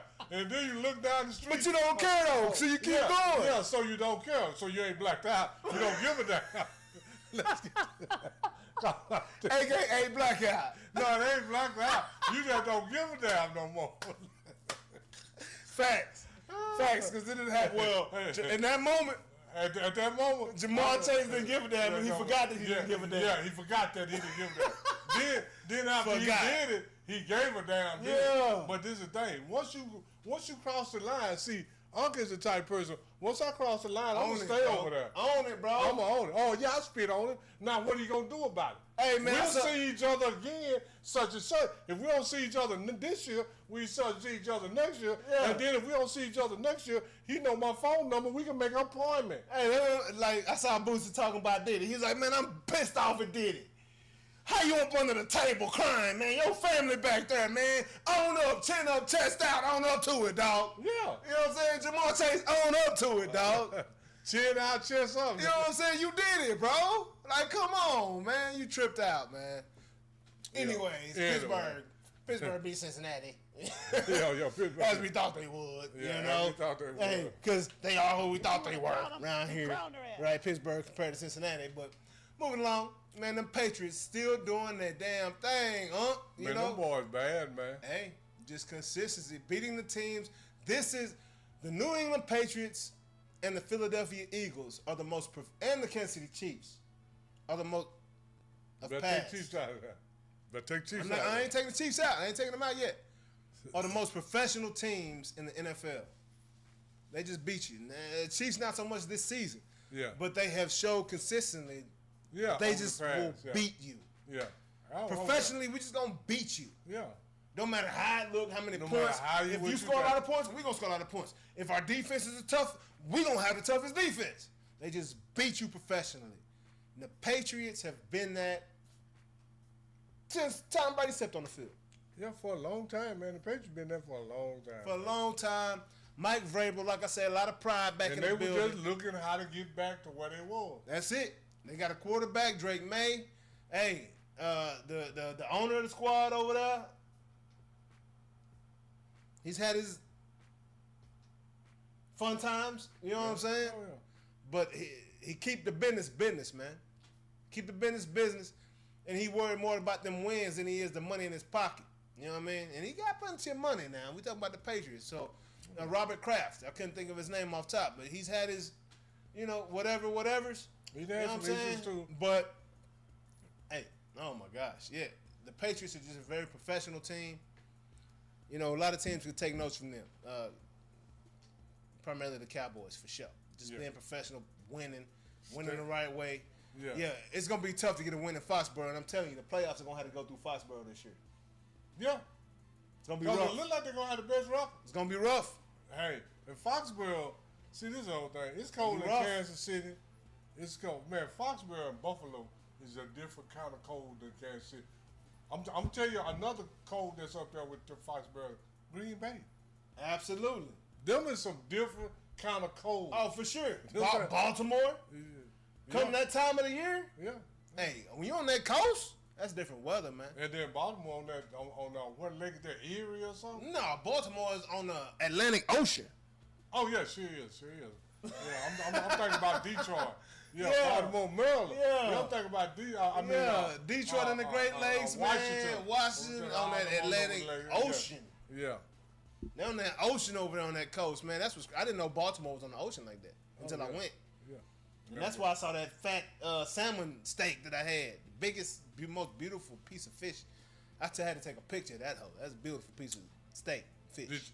Did you get a chance to pick the one you was gonna eat? Yeah. Yeah. It was Up beautiful. there in Baltimore and Virginia, up there, right up in there. Yeah. And you say, be like, man, you got a salmon steak that, man. Man, that bad boy ate it. It covered the whole plate. Yeah. The fries was in a separate dish. I got fish and chips. I wasn't expecting that. You know what I'm Man, saying? you got fried something, man. Crazy, man. Crazy, about man. 22 ounces or something like Huge, huh? I got a picture of it. I'll show it to you. It's crazy. That bad boy was about this thick. that. Yeah. Oh, yeah. And I'm talking about Probably this 30, big. probably 14 inches long. About this big. Yeah, about 14 inches long. Thick, Beautiful piece of hanging fish. off both ends of the plate. Beautiful. Best seafood I ever had, man, over in Baltimore, man. Miami went out and beat Washington. We're going to stay on the same coast right there, right just south of Baltimore, man. Beat them Commanders, man, as we expected. Commanders are done. Yeah. You know, Jalen Daniels, he's out of there, man. And, it's just not good. Washington Commander fans, I feel bad for y'all because y'all were super hyped up off of y'all's playoff run last year. And, man, I'm a Cowboy fan. Been there before. Yeah. And then what we got after that, man? This was, I think, was the upset of the weekend, man. And I kind of felt it coming. Jacksonville at home is serious. Jacksonville at home can beat anybody on any given Sunday. But this is the thing. We're talking about the Chargers team that just went out and beat the Chiefs last week, right? Yeah. But this is the thing. You can't never take the Chargers that serious, man. Why? Even with I don't know. But they have some great wins, but they don't follow through. I had some real thought processes. I was like, all right, Chargers going to Jacksonville. I know West Coast teams don't do well going to the East Coast playing early games, but they're going to Jacksonville. This ain't Miami. You know, I'm thinking, I'm like, these boys, Jim Harbaugh got these boys locked in. Hey, man. But These Chargers basically playing it, if it's a noon game, they're basically playing at 9 o'clock in the morning. Their bodies feel like that. This Chargers been doing this kind of stuff for the last 4 or 5 years, man. You can't trust them. They got immense talent, but you can't trust them. Everybody thought Jim Harbaugh was going to come in and check, but you just can't trust the Chargers. I mean, think about it. No doubt. Like you telling the truth right now. You know, consistently, like it's just like they'll have some great wins, and then you'll be like, okay, here come the Chargers. And their defense, man, been stepping up big time. Even if you're gonna lose the game, 35-6, it's bad. Come on, man. That's bad. That's bad news right there, man. Yeah. That ain't what you want. That ain't what you want at all. I just don't trust the Chargers. I never have, and right now, they ain't did nothing to make me trust them all. Man, I'm just trying to figure out if a vertical chat is working. Cause Tripp said something early before the show started, but I ain't seen nothing since. You know what I mean? So if somebody out there on the chat, man, y'all let us know if the vertical live stream is working on your phones, man. I don't know. I can't tell. Ain't nothing coming through. You know, I don't know. But yeah, man, Jacksonville went off right there, man, last week. Crazy game. Well done. Baltimore went out there and beat Cleveland. A lot took place right here. Okay, so Baltimore, Cleveland was up 16-10 after halftime. Dylan Gabriel goes out with a concussion. Shedeur Sanders comes in. Shedeur Sanders has a very uncharacteristic outing. Very uncharacteristic. 4 for 16. Okay, they don't score any more points. They end up losing by a touchdown. Okay, he had a chance to win it on the last drive of the game, a 2-minute drill, and he was driving them down the field, but they couldn't get it. He threw an incomplete pass on like a 4th and 5 to Njoku on an out route. The defender batted it down. It was, where he had to put it. Everything was good there. Since, come to find out, and Shedeur is pissed off after the game, holding his head down. I feel horrible for Shedeur. Why? My boy has not taken one first-team rep since he's been in Cleveland. The O-line is completely unfamiliar with his cadence. How is this possible when he's been a backup quarterback for at least 2 to 3 weeks to Dylan Gabriel? 2 to 3 weeks? 4 weeks? 5 weeks? Ever since, what's the name? Joe Flacco got traded? The second week or third week. No, it's like the 4th or 5th week when they got traded. But still, how is this possible, though? That's okay. So 5 weeks. That's 6-7 games ago. Not one rep. But his coach Kevin Stefanski just said last week he ain't had no first team rep. If they say he had very few reps at all, that's why I tell you I think Cleveland is trying to set Shedeur up to fail. I don't even know if it's Cleveland, huh? You know, I do a lot of research and reading, and I know you do too. But evidently, there's a pipeline, and I think you mentioned it last week with CAA Sports agencies, right? Dylan Gabriel and Kevin Stefanski got the same agents.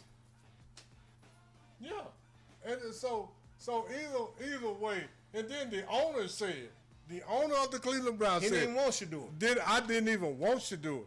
So if the people that you work for don't even want you, you cannot succeed. It's man. gonna be tough. I don't want to say you can't, but it's gonna be real hard. Sam, I'm gonna tell you like this. They got the Raiders this week. I just want to see the game. The only way you're going to succeed is that you're going to have to get a Bill Russell, a Will Chamberlain, Kareem Abdul-Jabbar mentality. You're going to have to go back in the old school where you got to go against all odds. I think Shedeur's prepared for it, though. But I just wish. I don't know if he's got that. He can't have that mentality with his upbringing. Impossible. I mean, I believe the Dion has instilled enough in him to where he can break through whatever's going on up there. I think he can break through somewhere else, man. I promise. I don't have no faith in Cleveland. I don't see nothing that they doing trying to help Shedeur. Everything look like they trying to hurt it. Like I said, I wish you, man. I saw something that says that it goes deeper than just Kevin Stefanski and got doggone Dylan Gabriel. It goes through the league. It goes through ESPN. And the league. Dave Orlowski on ESPN, former Detroit Lions quarterback that ran out the back of the end zone during the play. Now announcing for ESPN or commentating, analyst, whatever you want to call it. He's a CAA guy, and he is the one that is like, hey, Kevin Stefanski should do Dylan Gabriel. Like, he is like promoting his people. Yeah. They're all CAA connected. First off, it's deep. From what I've researched, it's a lot deeper. There has never been nobody with Shedeur stats in a Power 5 conference go as low as Shedeur did. Simple as that. Man. Simple. And they can say he didn't interview well. He did this. You mean he was more effed up than Johnny Manziel going to jail? Absolutely not. Come on, man. So that's what I say. It goes so deep, man. I don't even want to go there. Crazy, man. Because it makes me think of it way back in the 60s and 70s when we had to go through a bunch of bullshit just because of how we looked. That's why we on the Ring the Bell series that we in right now, right? Yeah, absolutely. Shedeur, it's a lot around that, man. Man, it's it more to it. I mean, and then, it's a lot to it. This is just my opinion. I think some of it's got to do with his father, his family. Absolutely. All of that, man. I don't even trust this week. I don't even trust that Kevin Stefanski is going to give his team the best chance to win because of his alignments. Right? I don't think he'll give Shedeur the best chance. I feel like a lot like Wade Phillips right now. When Jason Garrett was my offensive coordinator and drawing bad game plans, trying to get me out my seat so he can get my job. Yeah. Yeah.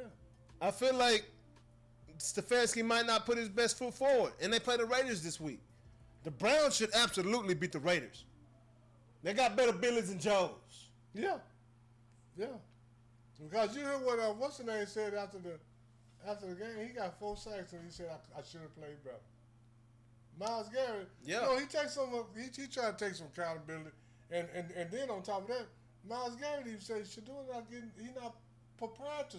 Absolutely, he said Shedeur's trying to put this on himself, and we're not gonna let him do that. This is a team game. The team, it was plenty of opportunities for the team to step up and do different things. And like you said, he said we got to prepare Shedeur better. Yeah, my boy hadn't taken a first team rep all season. Come on, man. Shedeur didn't even do the NFL Combine because he didn't have timing with the receivers. And now you're going to put him in a game that didn't have timing with the receivers? How does he not have timing? How have the offensive lineman not heard a cadence? This guy is the backup quarterback. Not for long is what NFL stands for. You got to prepare for injury, bro. Unless you thought Dylan Gabriel was Captain America, going to come back from the dead. Most teams, I'm telling you what I know. Most teams has a certain amount of first team reps set aside for the second team. Absolutely. I don't care if it's 15% of the reps. Yep. He got to throw some first team reps because if you get hurt and he's not familiar with the offensive lineman and the wide receiver, come on, man. Timing matters, especially in the NFL, man. And I'm going to tell you like this. I Matters. think Shedeur can make some money almost anywhere. Oh, no doubt. You know, and Shedeur got enough followers and all that. He can go to Canada anywhere. But I just want him out of Cleveland, man. Really, I'm going to tell you like this. He might need to go to Canada anyway because I think the whole NFL has colluded against him. I think Dallas is the primary spot for Shedeur Sanders. Because Jerry don't care about winning. He cares about money. Oh, and if he wants some money, a good deal. I mean, because Shedeur going to be jersey sales. Hey. He going to be commercial friendly. Jerry looking at it like, hey, he making all that money on the bench. On the Cleveland? Get him up here right now. Let him learn behind Dak. I'm telling you, man. How many more years Dak? What Dak signed? 5-year contract? He got, 3 or 4. It was a 4-year deal, 4 years, and he's in year 3 right now. Yeah, so next year. Joe Milton got a cannon on and he got legs, so we'll see what happens with that. But hey, even with Joe Milton on the squad, if Shedeur comes here, he gonna sell jerseys as a QB3. And I ain't sure Joe Milton necessarily better than Shedeur. I'm not either. Because this whole thing, how do you go to the pros? By your college career, right? Yeah. You didn't have a better college career. Hey, and like Michael Irvin say, football ain't about speed. It ain't about talent. It's about football. Yeah. Knowing the X's and O's, knowing the game, and Shedeur knows the game. Yeah. Period. Shedeur and Shallow is just like Bronny and Bryce. They've been trained as professionals, man. They ain't never trained as high school or college players. They trained as professional high players, level. man. Very high level, man. Because his daddy trying to get him up there, not right here. Trying to get him up there. Their actual ability, their neck up, Shedeur's neck up has gotten him to where he is. It's not his natural athleticism. No. So take that and which as you will, bro, and figure that out. You know, he's there because of his neck up, not because he's an exceptional athlete at the womb. That ain't the case. Moving along, Denver beat KC. Kansas City is in real trouble, huh? Oh, yeah. Like, can these boys, are they going to make the playoffs? Don't look like it. I'm going to tell you like this. If the Cowboys beat them next week, they're out for sure. They're out. It ain't looking good. No, because Kansas City has relied on Patrick Mahomes' magic and playing all them games and Patrick winning at the end. Man. And I told you, you can do that 2 or 3 years. You can't do that no You said 7 it's sustainable. Yeah, you can't sustain And that. all the games they're losing is by 3 points, 6 points. Yeah, 7. Hey, Touchdown or less is what Kansas City losing by. The games they used to win. They're losing now. They're losing now. And I told you that these teams feel like they can beat you because you can't score more than 16 or 19 points. Man, have you seen it before? Have you seen teams like this before? Yeah. Super Bowl, thought it was was all that and gonna do it again next year. Yeah, we're gonna do it again. But I see it more in my later years than I saw it in my early years. Yeah. Because they never, like, man, all we heard was Patrick Mahomes. Patrick Mahomes. They never, I'm going to say this. Highlighted an individual player like they do now? Yeah, like they do that. It was teams. They never talked about Joe Montana like they do. Absolutely. When they talk because about Joe, they talk about Roger Craig. Yeah, Roger Craig. Jerry Rice, Charles Haley, Ronnie Lott, all of them. They was a team. But now they talk about one guy. Yeah. Oh, he can carry a team on his back. He can do this. He can do that. He can do all that. That's the world we live in now. But this is the thing. Like I say, when it wins, it's him. when they lose is them. Man. Now, what Kansas City bringing up now? Oh, Pat ain't got enough here. He needs some offensive line. He need this. I thought he could put a team on his back. I thought he had. I'm just telling you what y'all said. Y'all said he was magic. He could put a team on his back. He can carry a team. You are lying. Carry him now. Yeah. How wide is your back, dog? Your back don't look so thick no more. Tyreek Hill gone. That safety left in. I can't think his name. He left. Yep. One of the linebackers left. Yeah. So you can't put different wide receiving crew right now. Yeah, different. Yeah, Tyreek Hill changed that. I mean, now you did win one since he been gone. Yeah. But you've been kind of scruffling ever since he left. Yeah, it's been tough. Been tough on you. Travis Kelce, Father Time is creeping in on my boy. You know, things are a little bit different now. Hey, you know what I talking about? My boy knees. That boy putting the Swifting up in Taylor, dog, and them knees getting weak, dog. I tell one of my homeboys like this. I call him Big Homie. Yeah. I tell Big Homie, I said, you know he like a saber-tooth tiger, right? Yeah. Long as them two saber teeth is strong, hey, but when them saber teeth get a little loose, and then you get in the fight, and then sometimes you lose your saber teeth. Yeah. Right now, Patrick, the lost one. I mean, not Patrick. Travis Kelce, the lost one. Then he got them two saber tooth guys. Yeah, he got one gone, and the other one loose. I'm gonna tell you like this. I don't know if y'all noticed this lately, but a lot of balls hit Travis' hand and end up on the ground. Hey man, and focus. Hey, cause it's my boy Wicked and Knees. SWV round. How many Super Bowls they won? 3, 4? Yeah. Yeah, hey, them boys like what up? We good. Yeah, we good. We set. We'll turn it on in the last 3 minutes. We set for life. Yeah. Like straight up, man. But yeah, they took that L this weekend. Buffalo went out there, man. Hey, Josh Allen, man, at home. Had Baker Mayfield in the building. 6 touchdowns, 3 running, 3 passing. Yeah, Josh Allen got better help than Baker Mayfield. Oh, absolutely. Yeah, absolutely. Yeah, and, Baker Mayfield got some guys down right now still. Yeah, I ain't. They might not be better coming into the season. Yeah. Or 2 weeks from now. But right now, they right better. now, yeah, they was better. Josh got more. I mean, 44-32. Baker did all he could. Oh, Baker had them boys in position to do something now. Yeah. Oh. That 44 didn't come up to the 4th quarter. Yeah. They was on about 1 score for the majority of the game. Yeah, most of the game. So I still got mad respect for Baker, man. Oh, Baker's that dude now. No, Baker's a throwback type guy. Can't play with him, man. Baker that dude. Baker, I can play with him. Yeah, I can win with him. I'm with it all day long. I'm with it all day long, man.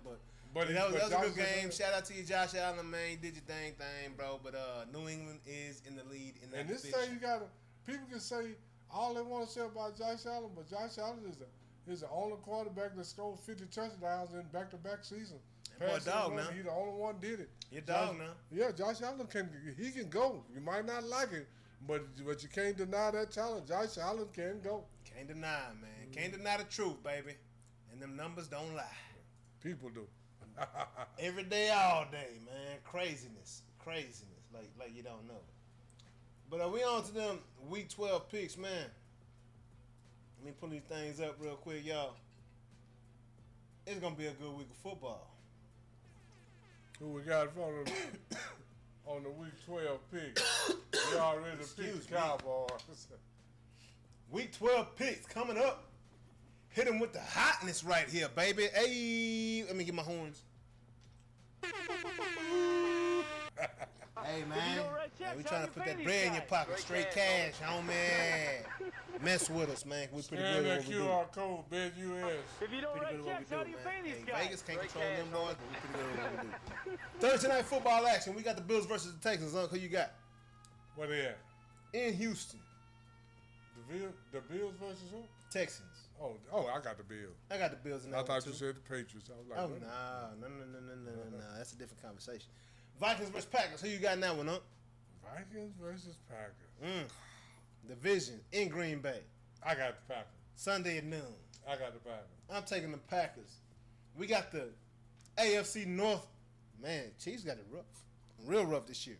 AFC North leading Colts. Indianapolis Colts taking on the Kansas City Chiefs in Kansas City at noon. Who you got, huh?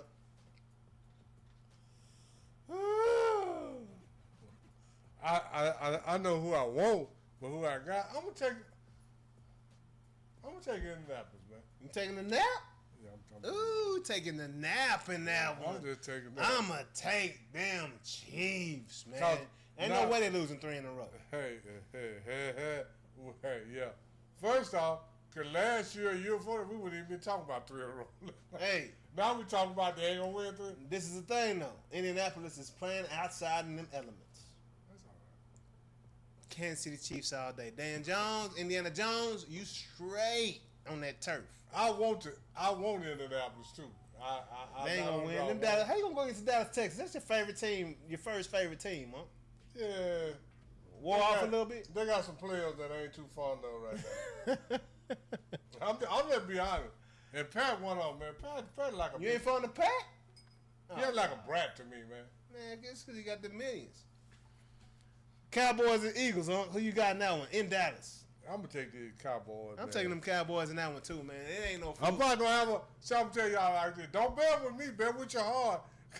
Yeah, man. I don't bet on Cowboy games. Yeah, because I'm going some with my heart, because I went with my heart a little bit on Indianapolis. I don't bet on my heart ever, but I'm going with what I see.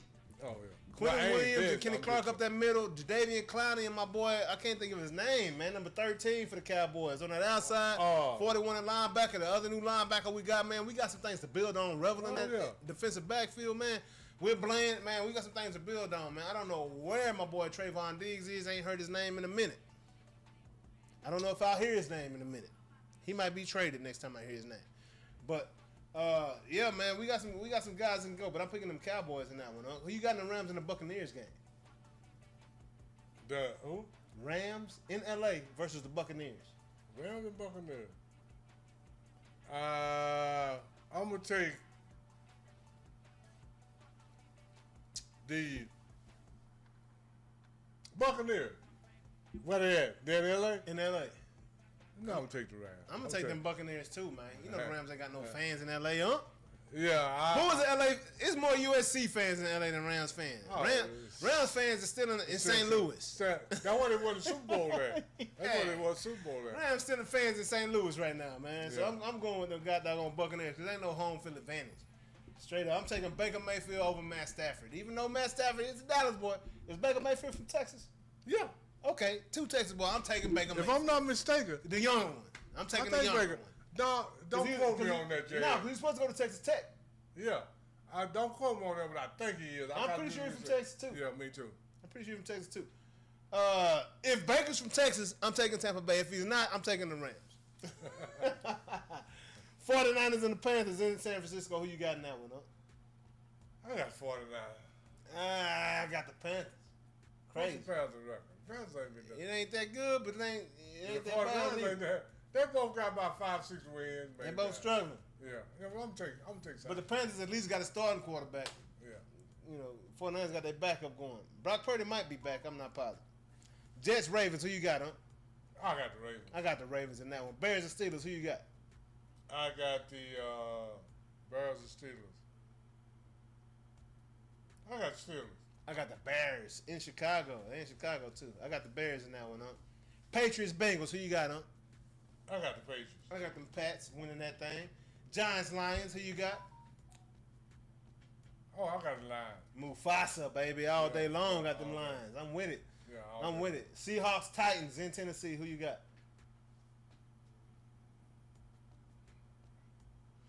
Oh, I'm going with the Seahawks, man. I'm going to Seahawks all day on that one. Yeah. Ain't even no question right there. Yeah, I'm going with Seahawks all day. Jags and Cardinals in Arizona. Who you got, huh?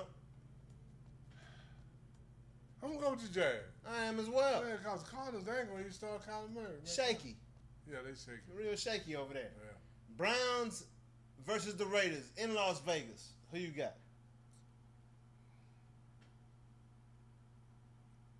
Browns versus in Las Vegas. I'm gonna take the Browns, man. I'm taking the Browns too, and I'm calling Shedeur getting traded to the Raiders to the Tom Brady's next year. I hope we do. That'd be great. Falcons and the Saints. Michael Penix is out for the season with knee surgery. Who you got in the Falcons and Saints game, huh? I got Saints. I think Saints won 2 in a row. Yeah. I'm gonna take them Kirk Cousins and them Falcons though, huh? Yeah. I mean, that's why it's almost a toss. Can't trust the Saints at all. No. At all. And then last but not least, let me see. That was it. That's it. Oh, no. Is there a Monday night game? Should be. Oh, Monday night game is Panthers and 49ers. Okay. Yeah. Gotcha. Those are the games of the week. High picks right there, baby. Let's get it. You know what it is, man. Week 12, Noonish picks. Man, that was serious right there. Juicy mouthed it. Well, we're going to go Noonish Fantasy Football? Yes, sir. Noonish Fantasy Football League. What's popping in the league right now, man? Put the camera on you, man. Okay. I got you. Yeah, this is live, y'all. Yeah, it's live, man. I'm about to see if I can do some things real quick. A couple camera tricks, man. So I can the camera trick. get the zooms real quick on your body. You know what I'm talking about? We're going to do it like this here. Let me see. We're going to bring it over here. Then we need to hit it right around chin. Oh, yeah. Y'all about to see JA do some engineering real quick. You know what I'm talking about? Yeah, we're going to bring it on down. We're going to zoom on in. And little Moss, bring it on up. Right here. Yes, sir. We good? Oh, yeah, baby. Let's get it. Yes, sir. Noonish Fantasy Football League, man, this week. Looks like, I took an L this week to Jar. Jar's team, man, my baby. What's up, baby? Shout out to my lovely lady, man. Miss Jar. Damn, girl. Yeah, you know what to do. She beat me by, it wasn't on purpose neither. I ain't just giving no win, man. I don't be doing that. Watch us play ping pong. I don't give no wins out. If you beat me, you beat me. So my baby beat me this week, man. She beat me in fantasy football, man. Sucks. I don't like the fact that it happened. But I want to get this scoreboard in here, too, so y'all can see this. I took that L fairly and squarely. You know what I'm talking about? Just like that. Yeah, there it is. Hold up. Let me get it right, because you can't see my head no more. Keep it moving. I'm moving on. Look at that camera, y'all. Work it out, Jay. Work it out, boy. I'm working it out real quick. Live. See, this is that real live TV, man. We try to get y'all real experiences unlike these other fraudulence. I'm really on this thing. I'm really manning this thing. Ain't no AI. You know what I'm saying? I don't have another producer working this thing. I'm actually in this thing doing this thing, man. Look at that. How that look? It look good, y'all? Can y'all see the score? Hold up. Y'all can see all the scores. Let me go down this thing right there. I can see all the scores. We'll slide it over to the... Yeah, just like that. Yeah, just like that, man. Like I said, my baby beat me, man. 186.2 to 178, man. Great game, man. We 1-2 right now in the league. Back to the future. Donnie Boaz took that L to that boy Goo Punch, Mr. Punch, Mr. L.R. Pfeiffer, man. 205. Donnie got that dub over Goo Punch. That's a surprise. That's the upset of the week, man. 205.1 to 179.5. And then Big Booty Judy, Christiana beat that boy Trip to Ghost. Hey, Trip, you couldn't get that dub versus Christiana. You talking that ish, dog. You see why, man. Took that L 210.8 to 197, man. And then to wrap this thing up, Yazerski got that big win over Ray Evers, 237.2 to 170. And then last but not least, Mark Clayton beat up on Jonas Bull, 161 to 75.4, man. So that leaves us in the standings with Jar's team in first place sitting alone. Me and CY are now tied for second place. J.A. Rules and Big Booty Judy, man, and Trip the Ghost all tied for second place. Followed by Mark Magnificent, Mr. Punch, and Unk is now in seventh place at 5-5, man. Yazerski, last year's champions, tied with Unk at that 5-5 record. We got Speed, Kills, and Back to the Future in ninth place, sitting at 2-8. And Jonas 0-10 are officially eliminated from the playoffs. We got to run, guys. We got a game. Noonish Fantasy Football League. It is going down. Appreciate y'all for tuning in to that. Moving along. We're going to wait for Unc to get back up here for this next section, man. But no, it's been a lot of fun, actually, man. Noonish Fantasy Football League, you know? Been a lot of fun, but I'm going to get up out of there. I'm not about to sit here and BS about the Fantasy Football League. Hell, we pick the teams every week. Ain't nothing to talk about, man. You know, we going to chop it up a little bit, though. But I will say this. It was great to see Shedeur on that field just playing football, man, like we do down here in Texas. That boy knew what he was doing as much as, hey, I could have called Shedeur at 12 o'clock on Sunday and be like, hey, let's go to the park. Because my boy didn't get no reps at all with the first team. has no clue about the receivers. The O-line has no clue about its cadence. It's just a lot going on right there that doesn't make sense at this point in the season, man. They have strategically failed him, you know. But knowing Shedeur, he's been getting his own work in with players outside of the game. Hopefully he's been getting scout team reps in. You know what I'm saying? But it's just scout team reps does nothing for you because you're playing against the first team defense. You're not playing with your O-lineman. You know, Shedeur. And to top it all off, my boy got robbed during the game. 200 racks worth of stuff. 200 racks worth of items taken from his crib, man. Just crazy, bro. Like, what's going on, Cleveland? Who did that? Did Dylan Gabriel go break into his crib? Nah, I'm just playing. I'm just like, when it rains, it pours, man. Not a fair shake.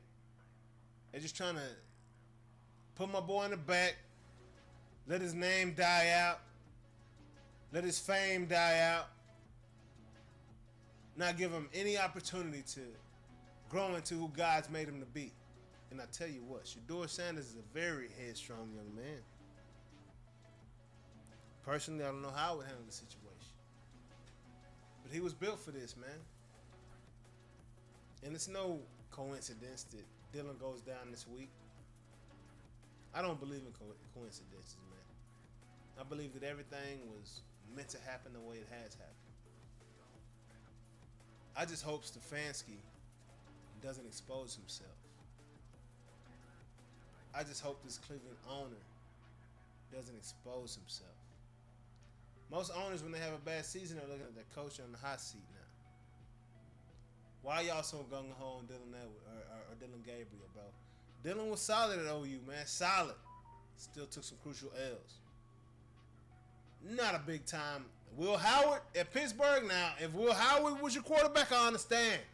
Big arm, 6'5", NFL prototype. I get it. But we're talking about Dylan Gabriel. Nothing about Dylan Gabriel says NFL prototype. Solid from the neck up, but so is Shedeur. I think Shedeur actually has more athletic ability than Dylan Gabriel. I played baseball, bro, so I done seen it forever, man. Coach is going to push the white boy. I'm going to just call it out like it is. Just like that. But it's sad to see, man.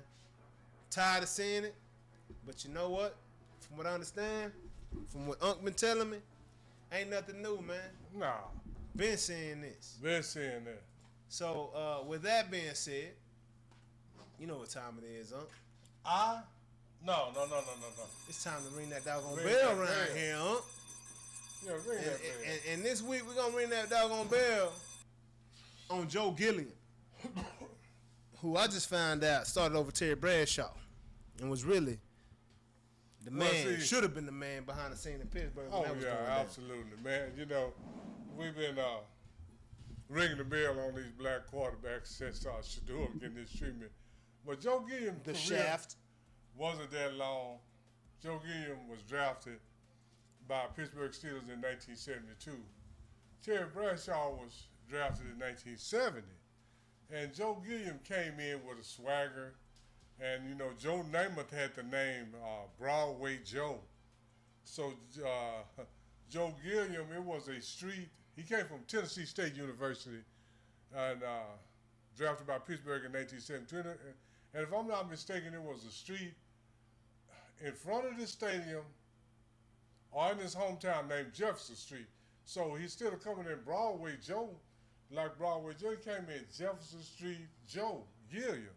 And he had white shoes, and, you know, back in 1972, you know, white shoes and all different color shoes wasn't that popular. You know, if you came in with a different color shoes or white shoes or even have your shoes taped with the spats white, they, you know, thought you was trying to be a showboat or hot dog. So right off the bat, Joe Gilliam got a bad rep. But then in 1974, they had an NFL strike. And Joe Gilliam crossed the picket lines and went on in and played. And he impressed the coaches. and he won the starting job. And then when Terry Bradshaw came in,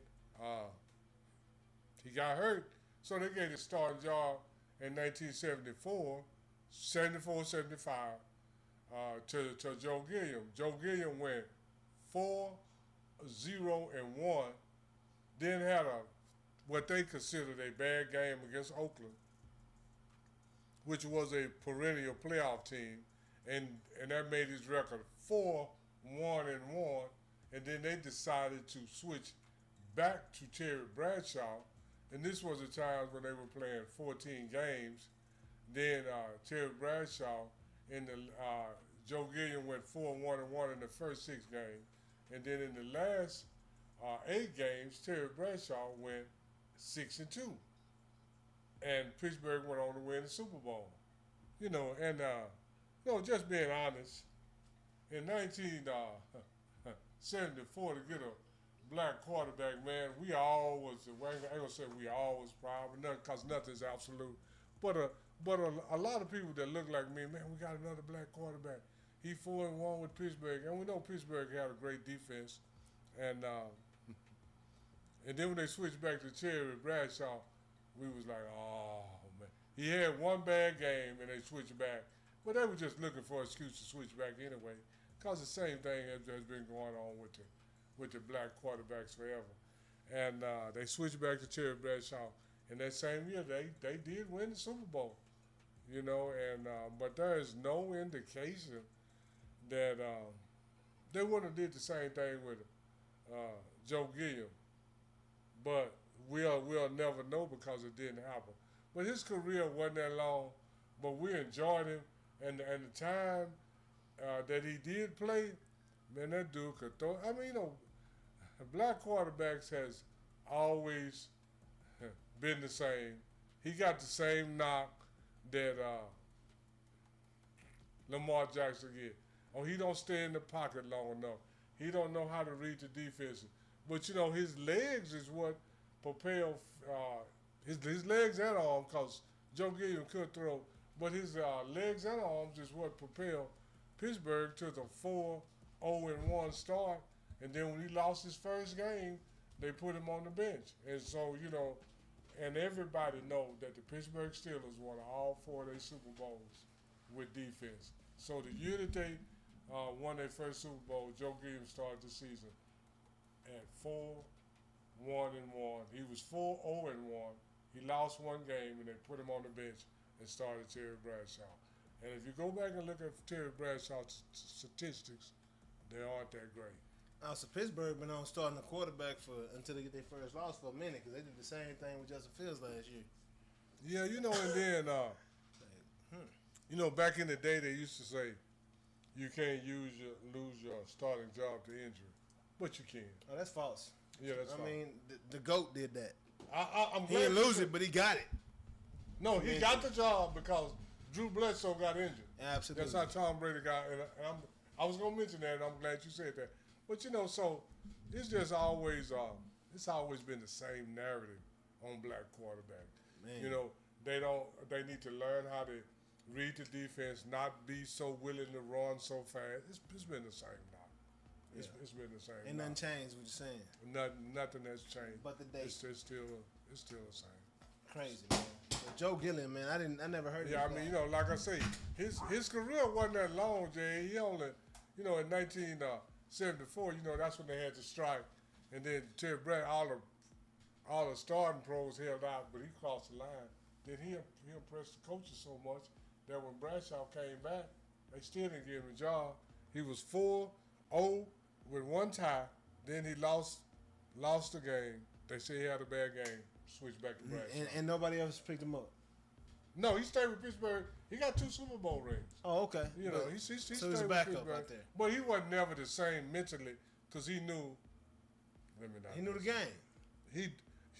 It's like this. When you play with somebody, you know if you're better than they are or not. Absolutely. So I'm gonna say it like that. He knew America controlled the NFL. Yeah, and so he kind of lost his focus a little bit and got off track. Even dabbed in some drugs and all that. But after he did so bad about the NFL, that's still no excuse. Yeah, for sure. For sure. But, man, it just sucks, man. But that's the sucks. same. We might all know who Joe Gilliam was if things were different. And this is the thing. We'll never know. But if Pittsburgh would have just survived one bad game with him. Man, it's crazy. But as soon as he had a halfway game that wasn't what they thought, they slashed him on the bench. Man, you couldn't have a bad game. You couldn't get injured. Like, you had to just basically be a robot or alien or something. You know what I'm saying? Like, because if you human and you was black back in the day, you can't have nothing. Sound kind of like Shedeur, though. Absolutely. They say, oh, he was a bad interview. You mean because he a bad interview, he dropped from a first-round draft choice to a fifth? Craziness, man. But then you had guys like Johnny Manziel going to jail, getting in trouble, slapping his girlfriend, all kind of stuff, and he's still a first-round draft choice? Come on, man. Jake Paul wouldn't have fought Johnny Manziel. Nah, man, that is crazy, man. But that is, you know what it is. Let's ring the bell. So, man, go check out Joe Gilliam, man. The bell went up, man. Go get your history lesson on, man. Go figure that out real quick, huh? Go look at some of them throws he made, man. He could throw that ball on a rope, man. That dude. Boy had a cannon, huh? Yeah, he had a cannon, man. Man. And he had them legs. Hey, you know what time it is? Yeah. Triple Glow's favorite part of the show. You know what I'm talking about? It's time. This part of the show is, in my opinion, man. I cannot rebut anything that Unc said. He can't rebut what I say. Noonish He's gonna have a lot of fun with this as well. But Noonish we got some keep this week. You know, we always talk about sports and different stuff. Well, I'm gonna talk about sports too, but it's a different sport, man. I'm gonna talk about shooting. Man, you know, people shooting. You know, people go out and shoot deers. Yeah. Shoot ducks and all that. Shoot wild pigs. It's all right. What is the Second Amendment to bear arms? Yeah. You know, but this is the whole thing. Uncle ain't never shot nothing that was alive. Man. I don't shoot stuff that's alive. Because when I sit there and I see these, I sit there, you know, I'm big on nature. I sit up there and I watch different channels where they're out deer hunting, and deer hunter, he's whispering, that's a buck, 8-point, a 12-point, and he's walking right down, and I'm gonna get a good shot. He's saying all that real low. Then, boom, he shoot the deer, and the deer get hit, and the deer runs off. Man, then he go pick the deer head up and say, oh, that's a good shot, a clean shot, la, la, la. Man, that make me feel so bad. Because the dude didn't have a clue what was happening. Hey, because he was in the water, didn't even know what was going on. Thing. Now, Unc has shot plenty of targets. He shot plenty of skeet. Now, I love shooting skeet. Rather than shooting ducks, I shoot, because this is the thing, if I shoot an animate object, I can't go pick it up and then go eat it. But if I shoot an inanimate object, it is done with. If I shoot a skeet, if I shoot a target, if I shoot a beer can, if I shoot a bottle, it's all over with in the bottle. But if I shoot a deer, gotta go hang him upside down, gut him. That's not good for me. Yeah. But what is good for me is that I do have the right by the Constitution to bear arms in the United States. Just in case stuff do get out of hand, you have a rogue government, or you have people that want to do harm to you. Arm yourself, man. Arm yourself. And that's okay. But to go kill, I mean, because I had guys that I used to work with, they said, say, Ron, let's go hunt some deer. I said, say, man, Bambi ain't never did nothing to me, man. You know, that's just me. Now, because I can't go kill something and then skin it and eat it and all that. I can't. But I still believe in the right for people to bear arms in case of emergencies. It's not for aggression, it's for protection. Yeah. And that's my opinion. Man, it's a great opinion, you know? It's a great opinion, because, hey, I always used to say, man, I don't think it's fair. Now, y'all hunting bears and now people that hunt with bow hunters, I respect that. A lot more than I do a gun. I tell you that much. When you shoot them with a gun, it's a wrap, son. Now, if you're shooting to eat, I have no problem with Yeah, that. if you're shooting to eat, but if you just But game, shoot for I'm talking about recreation, game that's not hunting. fun. Game hunting, I ain't with it unless you got a knife Yeah, or a bow. yeah. If you can kill an animal with a knife or a bow, You're a bad that's mofo. primal, bro. You're a bad mofo. You may as well be out there with one of them things you can spit a dart at somebody. Blow dog. You know what I'm saying? Like, that's a skill, dog. But just, yeah, you gotta hit it. But bro, a bullet, dog, like, I don't respect it. Just like I don't respect it with people. I'm a fighter. Huh? I like throwing these hands. I almost went on yours. I'm sorry. I didn't mean to. No, that's all right. Go right ahead. I'm with you though. I'm with you though. Yeah.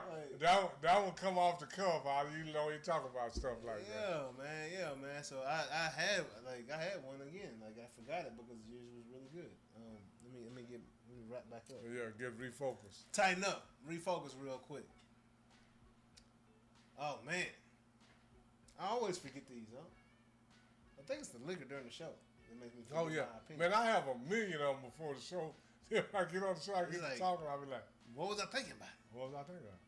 Yeah, so in my opinion, we're gonna bring it on back. I'm gonna try to anyway.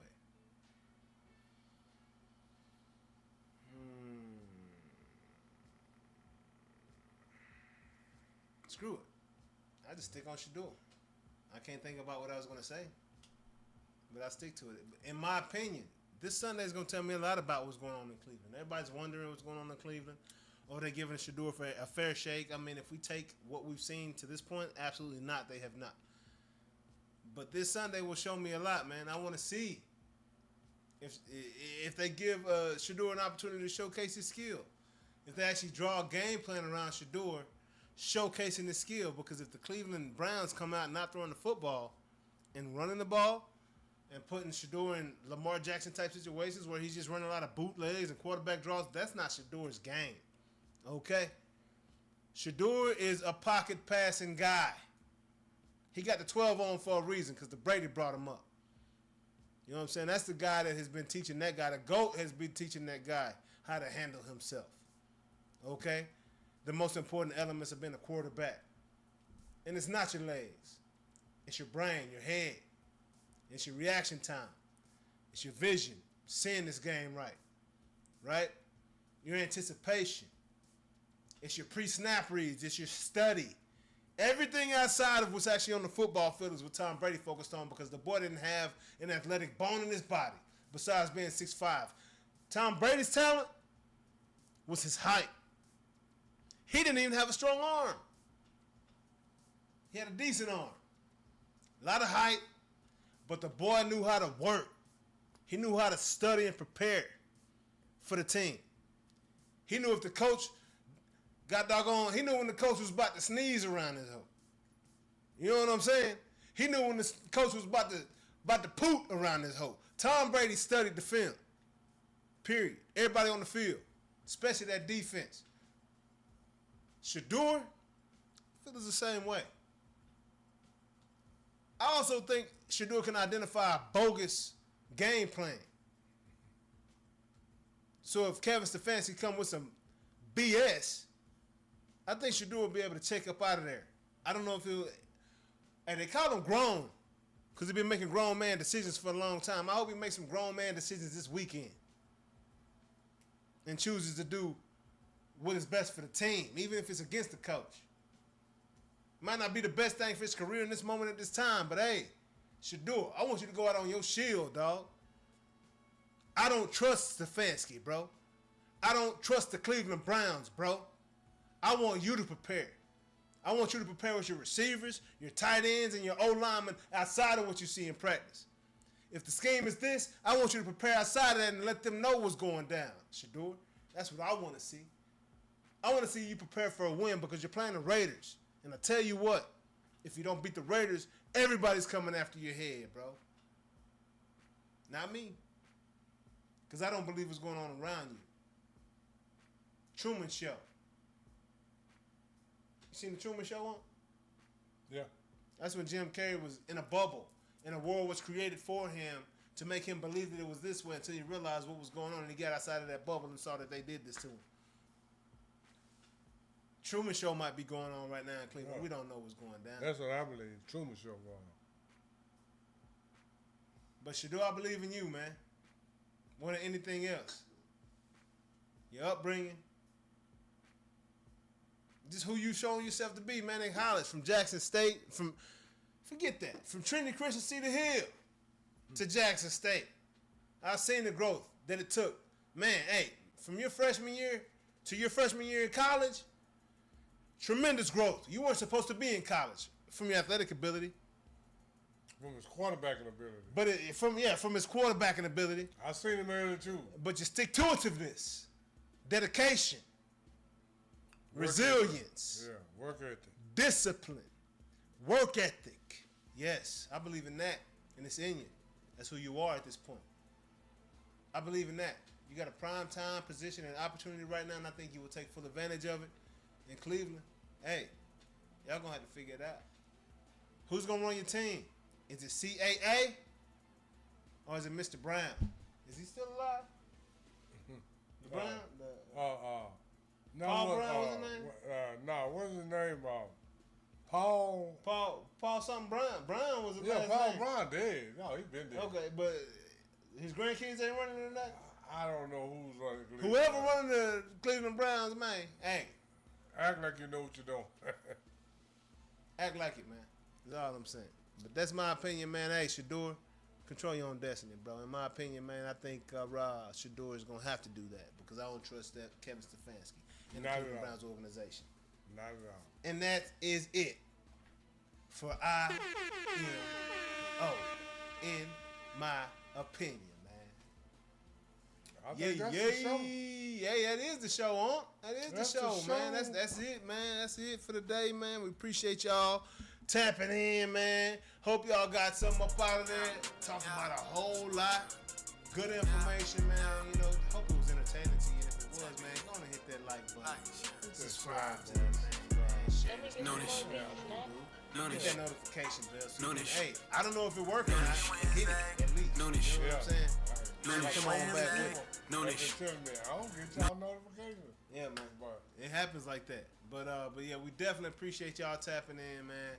And we're gonna see y'all next Wednesday sometime around noon. Peace. Hey. Noonish. Noonish. Noonish. Noonish. Noonish. Noonish. Noonish. Noonish. J.A. he was major league, playing around with them bats. Kia OG, making plays on the track. Sports and technology, we mix it in with facts. Catch him every Wednesday to like double tap. Lot of interviews with ballers and them winners. Yeah, Jay on Notre Dame, all winner.